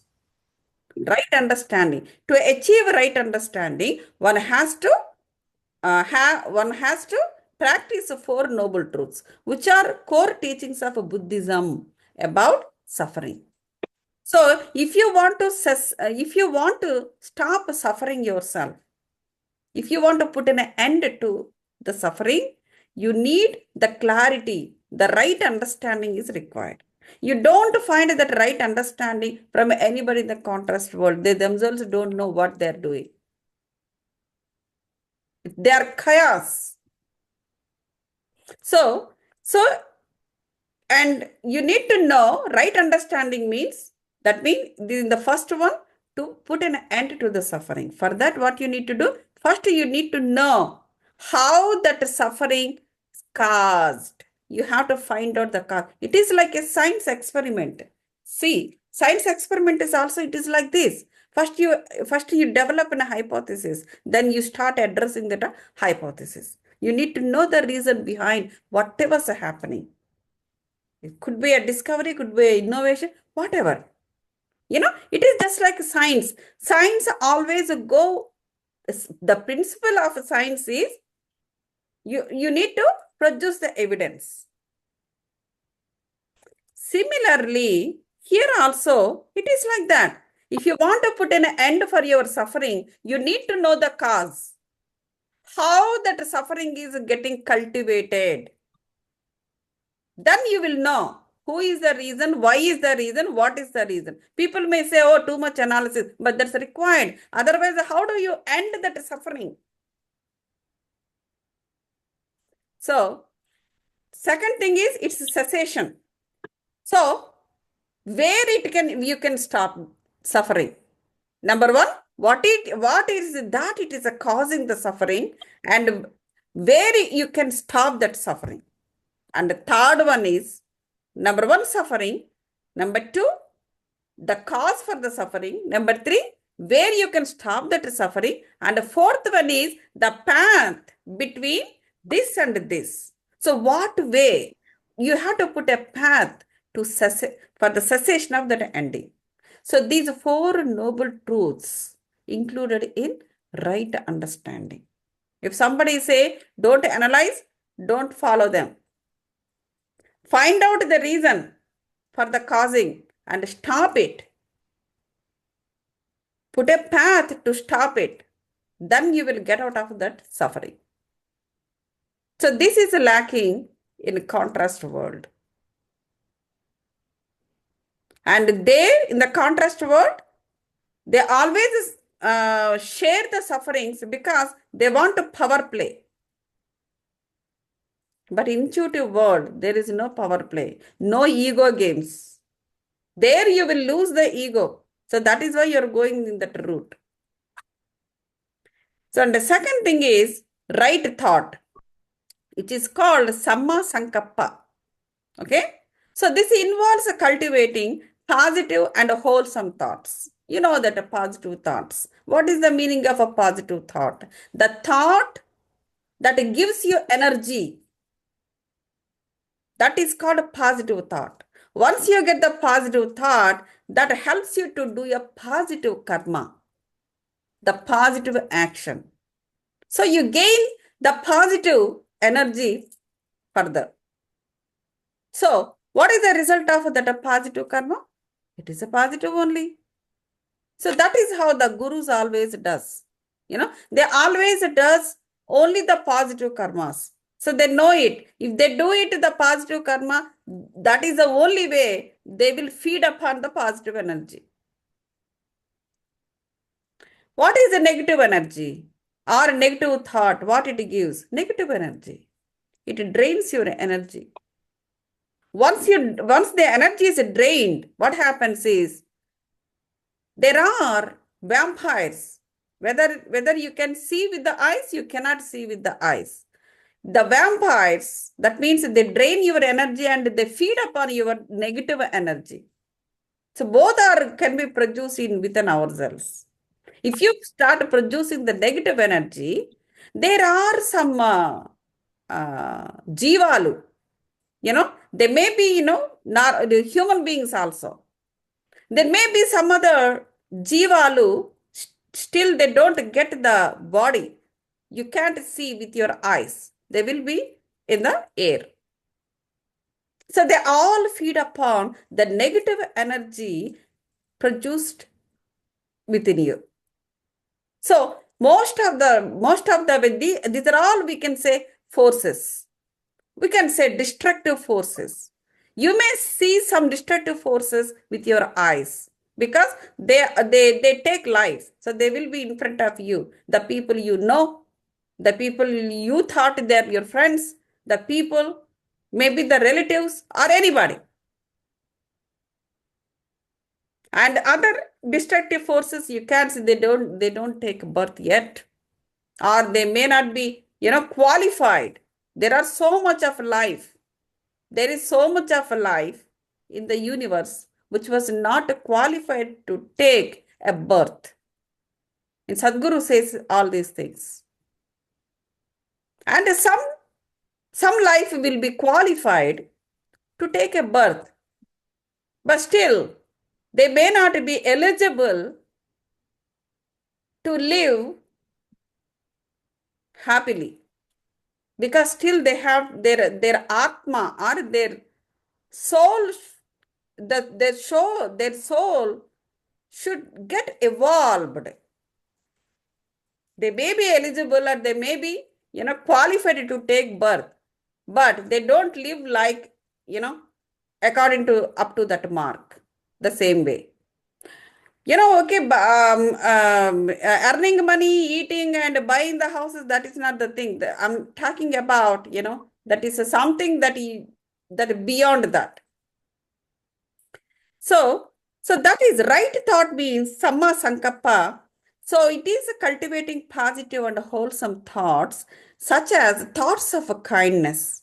So what kind of a thoughts will give you the positive energy? Kindness, generosity. So it doesn't mean that, you give all your money to some people. That is not the thing I'm talking about. Generosity, generosity in various forms. You give free advice to people, which may change their life. So generosity. Similarly, share the knowledge, share the wisdom. And when somebody is needy, help them in whatever the way they wanted. These are all kindness, and be kind to every life, whether it is a human being or whether it is an animal or bird or even a small insect creature, or for the algae and fungi. They all comes under creatures, right? All the primitive animals. The primitive nature comes under creatures, any kind of, including the rats and the mice. So kindness. And the next thing is generosity and non-harming. You should not do any harm to any life, and avoiding thoughts of attachment. So these thoughts of attachment happens because we have a contrast mind. So that attaches you to the contrast world. But in the contrast world, what do you have? You have only suffering. Nothing more than that. So that is why we have to develop our intuitive mind, so that that mind helps you not to attach or not to bind anything in the contrast world. So next, harmful intent should not be there. We now within ourselves also, like hatredness and harmful, I'll do this, I'll do that. Something like that, we keep, when we get anger, we say a lot of things. So those things, that intent, very much reduced. Third one is right speech. right speech, which is called in Buddhism, Sammavaka. Sammavaka, Vaku. Okay? Samma means it's good, right thing. So this focus is on speaking truthfully, no lies. In the contrast world, only lies will be there. So if you people tell lies, they will get into trouble with their Vishuddhi Chakra. Their Vishuddhi Chakra. It will not let people speak lies. Because whether you speak a good or bad, it is an energy. It will be there in the nature. So nature will get polluted because of your polluted thoughts and polluted words, double meaning, triple meaning, or they keep something inside, but they will tell something else in the outside. Like, the two things will happening in the same person, or two or three things. But they're all energies. You're just releasing that pollution into the nature only. You may die after some time. You will die. Not the may, you will die. But whatever the polluted thoughts or polluted energy you release it into the nature that exists, and it bothers somebody else. So we need to do the right speech, Sammavaka. Okay? Speaking truthfully, kindly, and constructively. No distraction, no destructive way. Do not separate two people out of your jealous. So do not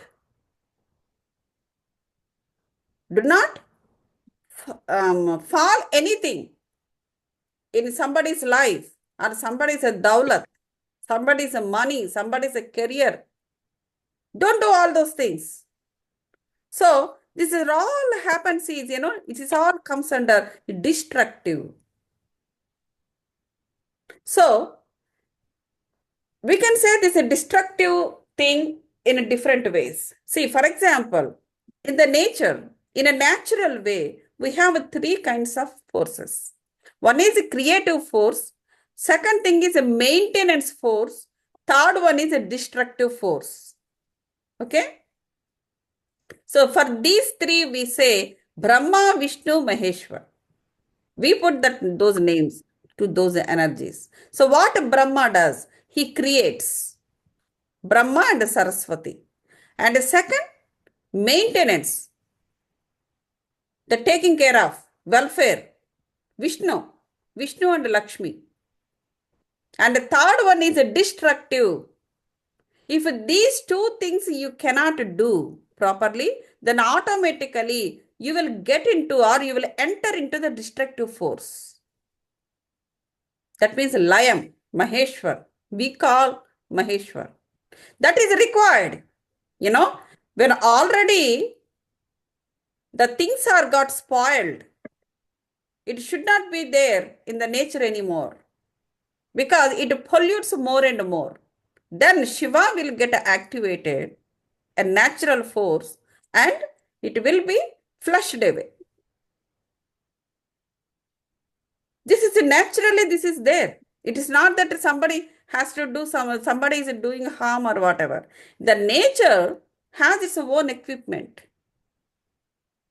If you're not able to do the creation properly, if you're not able to maintain, even wife and husband relation also will get into this. Initially, they will be very good and very happy, and they enjoy their life, and they produce a lot of things, right? The kids and the money and fame and the name. It should be maintained. You create, you you buy a house, you get married. It's a creation, right? You just came to this earth as a single. But after you've grown up, you did it a lot. All the time you will be in the creative force. You maintain a lot of things, like, you study creation. Isn't it? You study and you get the job, creation. You marry, creation. Everything, lot of creation you do. And after that, you maintain for very long time too, or maybe some time or long time, depends on the person's capability. Mental capability, mainly mental and emotional. Jobs will be there, but the mental graph is gone down. You cannot maintain. The personal life will be gone. So when you don't maintain it, what happens is that particular relation, it moves automatically into destructive side because the nature will not keep it anymore. With no reason, there are so many lives, they just drop down. For example, I'm saying marriage, like that, anything, jobs or, friends. For some time, the friends are very good. They share many things and, with this, that. Nothing is like, more than us. We are the only people understanding each other, nobody else. They talk a lot about their relations. But after some time, they kept silent themselves. They don't even talk to each other. I mean, even they are there, they'll be busy. They pretend that they are busy. They're not getting time to talk to each other. Why?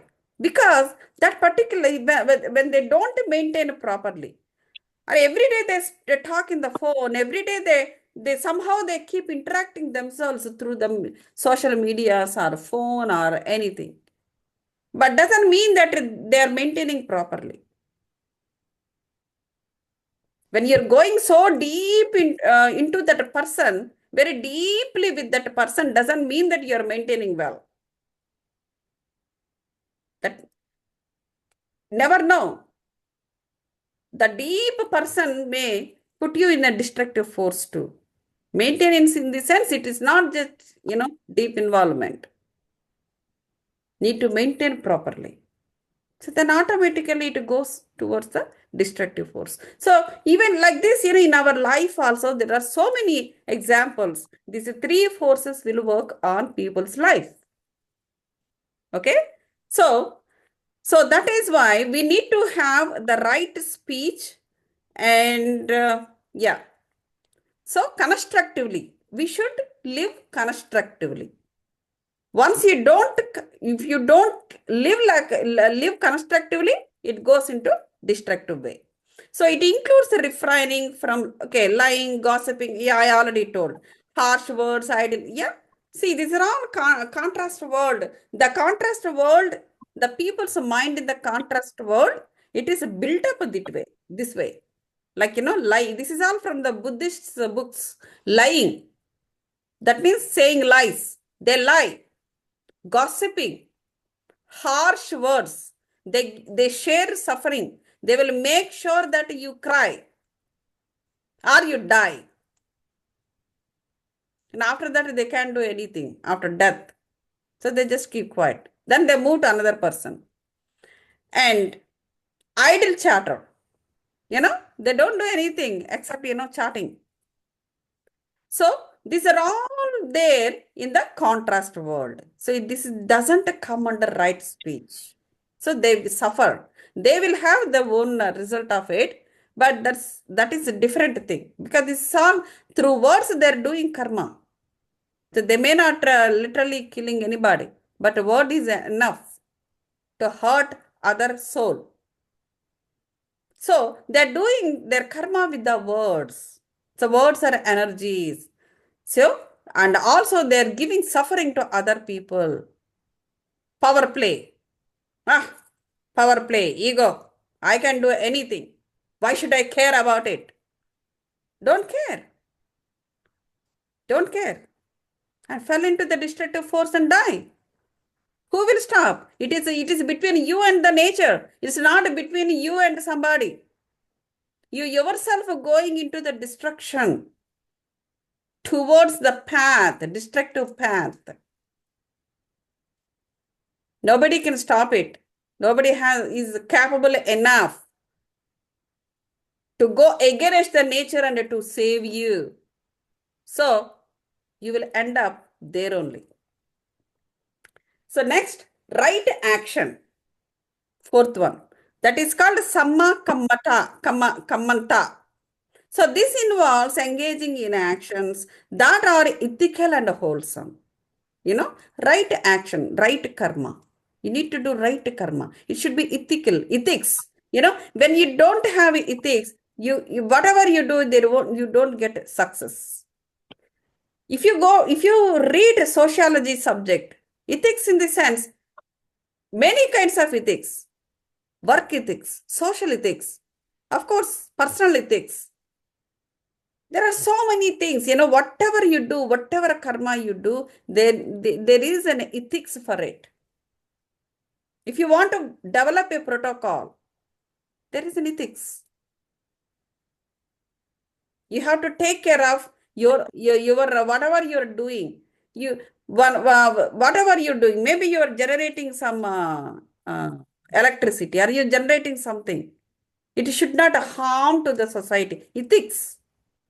Whatever you do, it should not harm to anybody, and of course to you also. So there is an ethical part is involved in it. So these things should be taken care of. That is called right action. And second thing, you need to avoid killing, stealing, and sexual misconduct. Sexual misconduct. Nowadays, people think that free sexual thing is a freedom. So this is that is not freedom, it is a misconduct.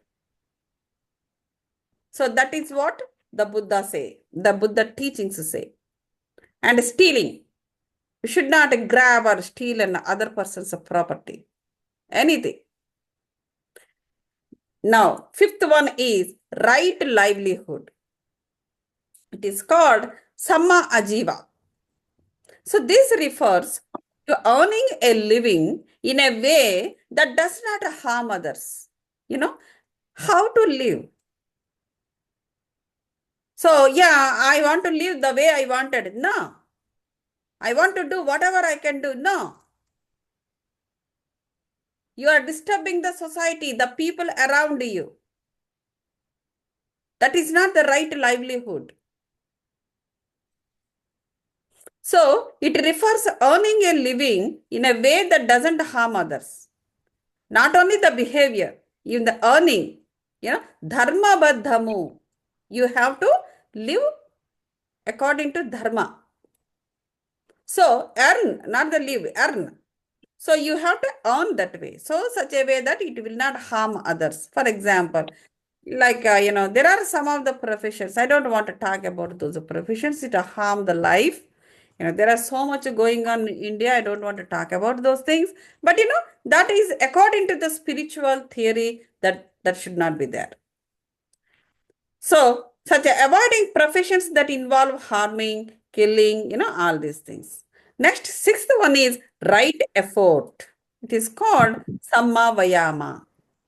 Okay. So, this involves making a continuous effort to cultivate positive qualities. It is a right effort. To make positive things, to think positively. It's a continuous effort. To keep your mind disciplined, continuous effort.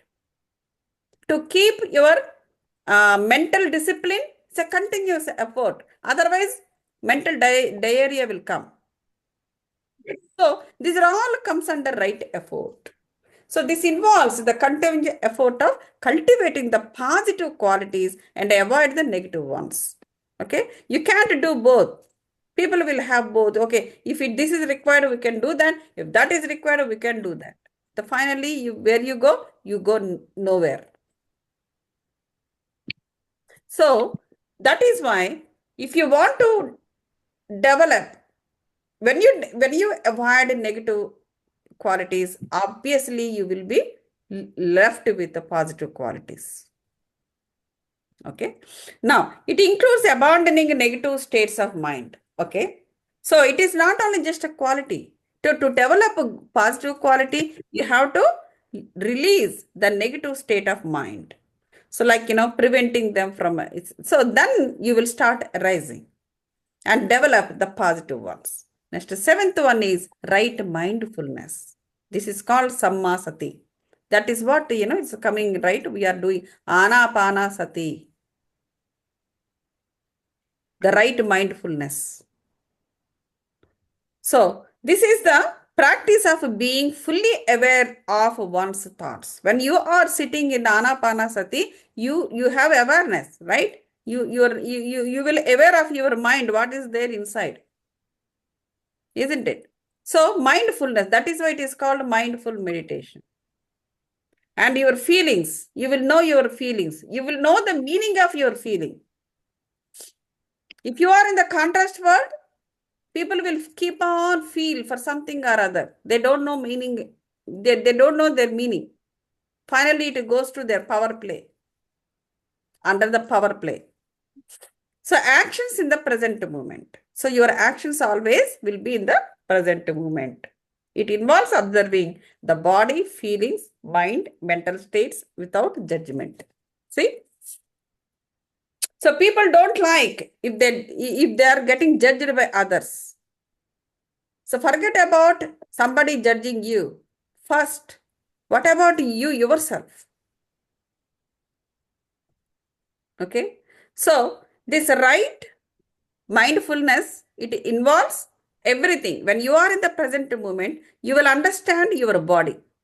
You will understand, you will listen. If there is any pain anywhere, you will listen. Your body will connect to you. You will connect to somebody somewhere in the social media. Can't you connect with your own body? All the time you carry your body? You can. When you are doing this right mindfulness, that is Samma Sati, you will connect to your own body too. Right? So, similarly, you will understand your feelings. When you don't understand your own feeling and you are getting confused upon your own feeling, how do you understand other people's feeling? You'd never understand. You will not have any hesitation to give suffering to other person because you don't care about other person's feeling. Why should I care about it? That kind of mindset you will develop. You do not need to care, right? It's all power play. I'm this, so I can do whatever I want to do. I do whatever I want to do. Power play. So when you get into that power play, that means you don't have any feeling at that particular time. When you don't have any feeling, when you're not, it is your inability to generate a right feeling, then how can you understand other person's feeling? It's a power play. So all these kind of things can be avoided when people follow the Eightfold Path. And the last one is right concentration. It's called Samma Samadhi. Okay. So this involves developing a focused and single-minded state of attention. Okay. Right concentration in the sense, people are there, there's so much of attention seeking. Because of this social media also, people became like, crazy. Attention seeking. Because they are addicted for the attention seeking. They're not able to differentiate outside the world and inside the social media. So they think that both are same. That means the boundaries are completely erased. See the difference. Try to picturize what I'm trying to say. See, for example, I'm sitting in a room, right? There are 4 walls in my room. Because these boundaries are there, I could arrive into this room, right? I'm sitting here and I'm talking to you. Think that there are no walls. Then where can I sit down? So where to arrive? Where is my room? It's all open. So that is how the brain will become empty like that. So boundaries are important. I'm not saying blocks, I'm saying boundaries. If you don't have boundaries, when you're completely became an enlightened person, you don't need boundaries. Wherever you sit or wherever you stand, the center of you is your boundary. That is, at a higher level, not in your contrast world level.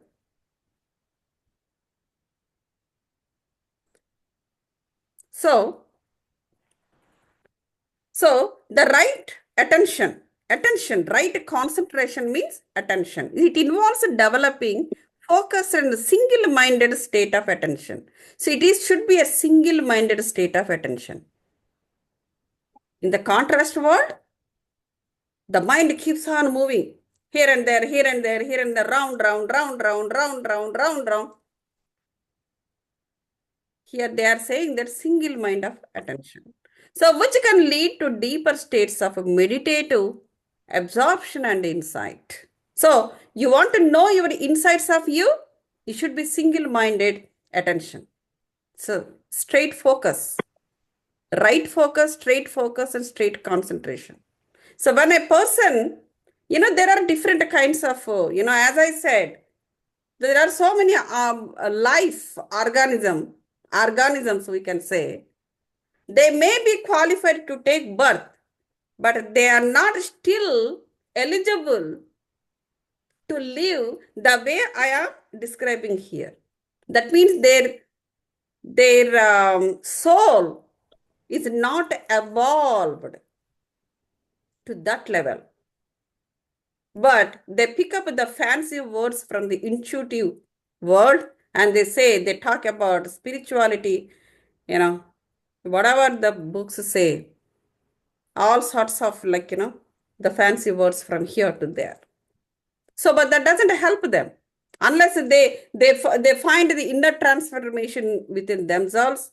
If they don't practice this eightfold path, if they don't transform at inner level, there's no use, using the fancy words, and that make them so much confusion too, and then they never evolve. Those souls never evolve in one life. Never know how many lives they take. Maybe 100 janmas or 150 or maybe thousands of janmas.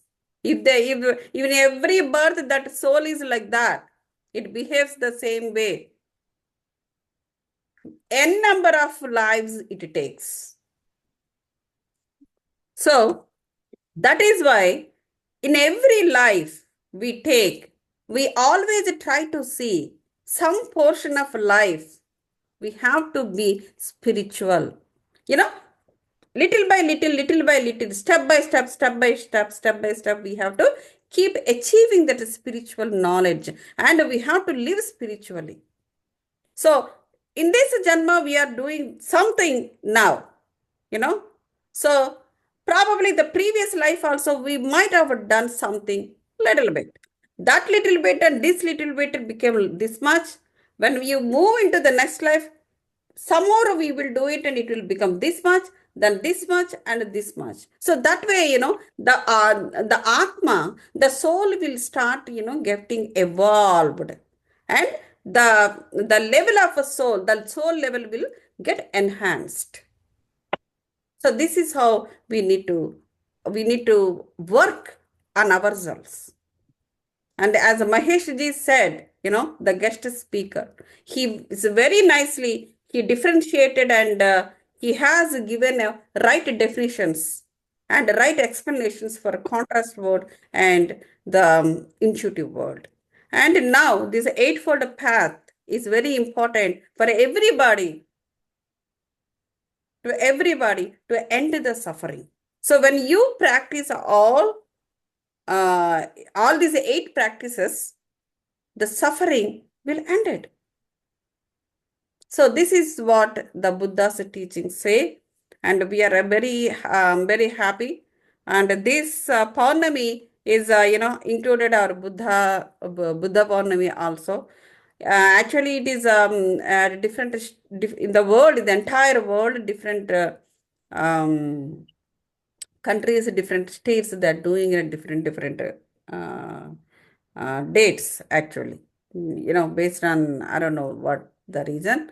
But India, some of the states picked up on May 12th, some states picked up on different date. But the thing is, as per our yogic practices, so our Paurnami will be 7 days, as you know that. The Paurnami day and 3 days before and 3 days after. So total 7 days. So we can celebrate a Buddha Pournami in any of these days. So this is what. If you have any questions, you can ask me. Do you have any questions, please? So open for the discussion. So we have another 7 minutes. So to close the sessions. Any questions, please?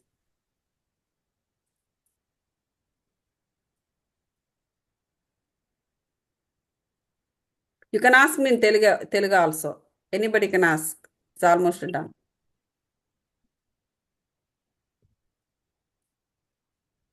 So somebody has written something. Let us. 3 new messages. What is it? Okay. All right. Thank you. Thank you. Thank you, everyone.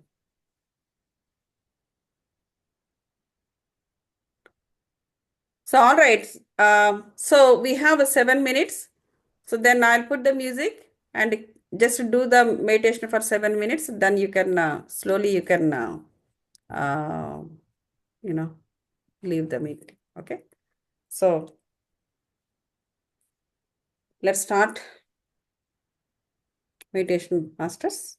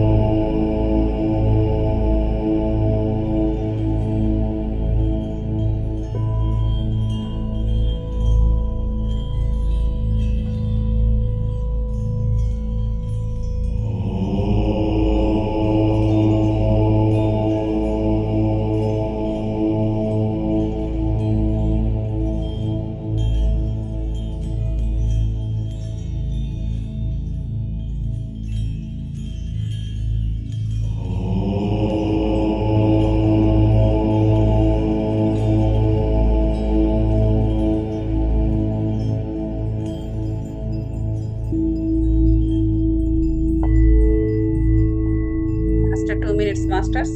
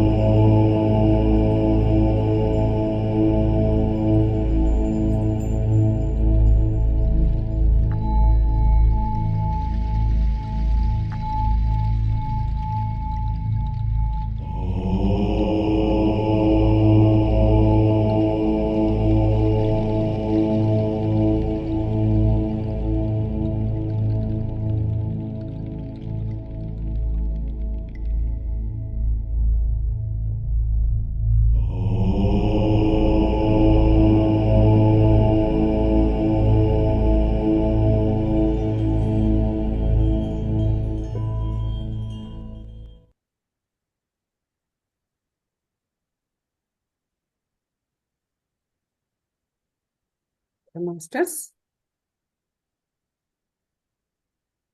try to come back to the normal state of mind from high energies. Excuse me. Slowly and gently.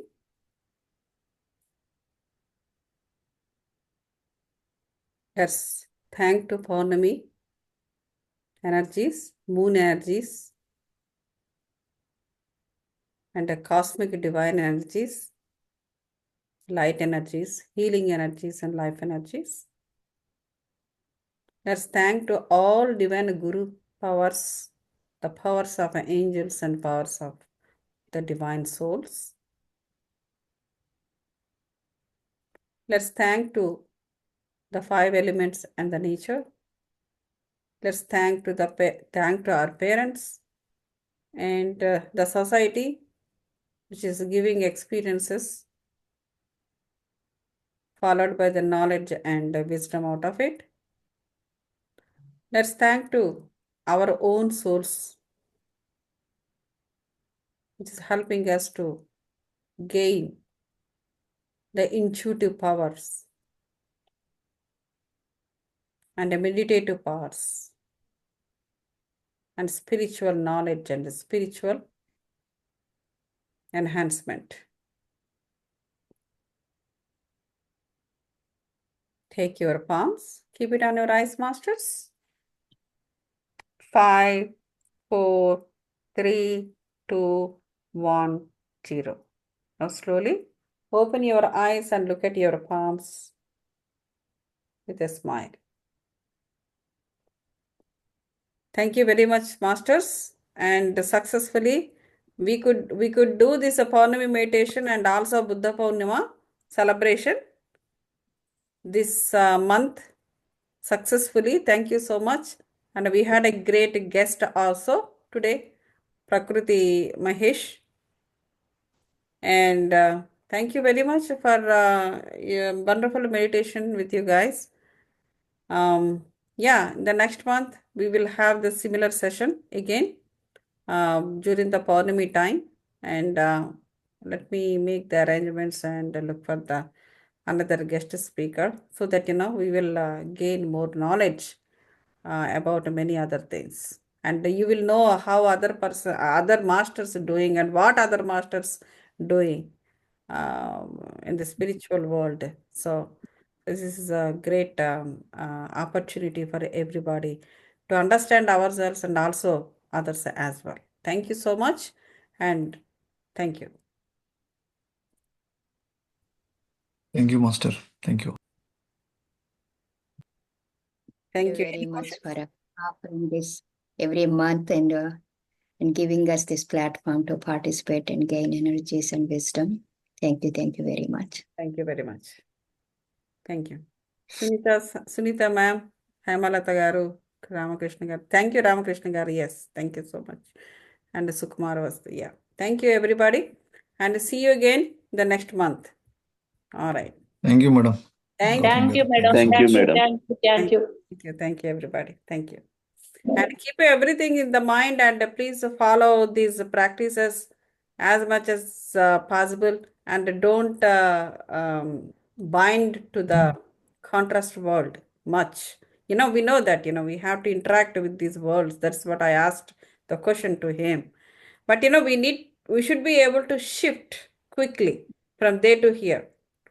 So this is, I also practice the same thing. Like that is why, that is how I'm managing and most of the times. But still we interact. But we still some kind of attachment happens under that, that much little bit is, see, in a big pot of milk, so one drop of a poison is enough to make the entire milk poisonous. So that is how happening with me also. I'm also a learner like you guys. Okay, most of the time, I'm always towards this intuitive thing, but but still we need to interact with the people. Just one drop poison, it takes time to come back to the normal thing. So that is why we have to be very careful. I know, like when there is no samajam, when all the masters say, when there is no society, what do you learn? Yes, we learn, but they're not, teaching the right things. That's the problem. Because they themselves don't know. They're chaos. They themselves are chaos. What do you learn from them? You have nothing to learn. So, but anyway, here, this is how the world is. Like, we need to look for, the right things to learn the right things. So, it is our job, not every people's job. Thank you so much. Good night, everybody.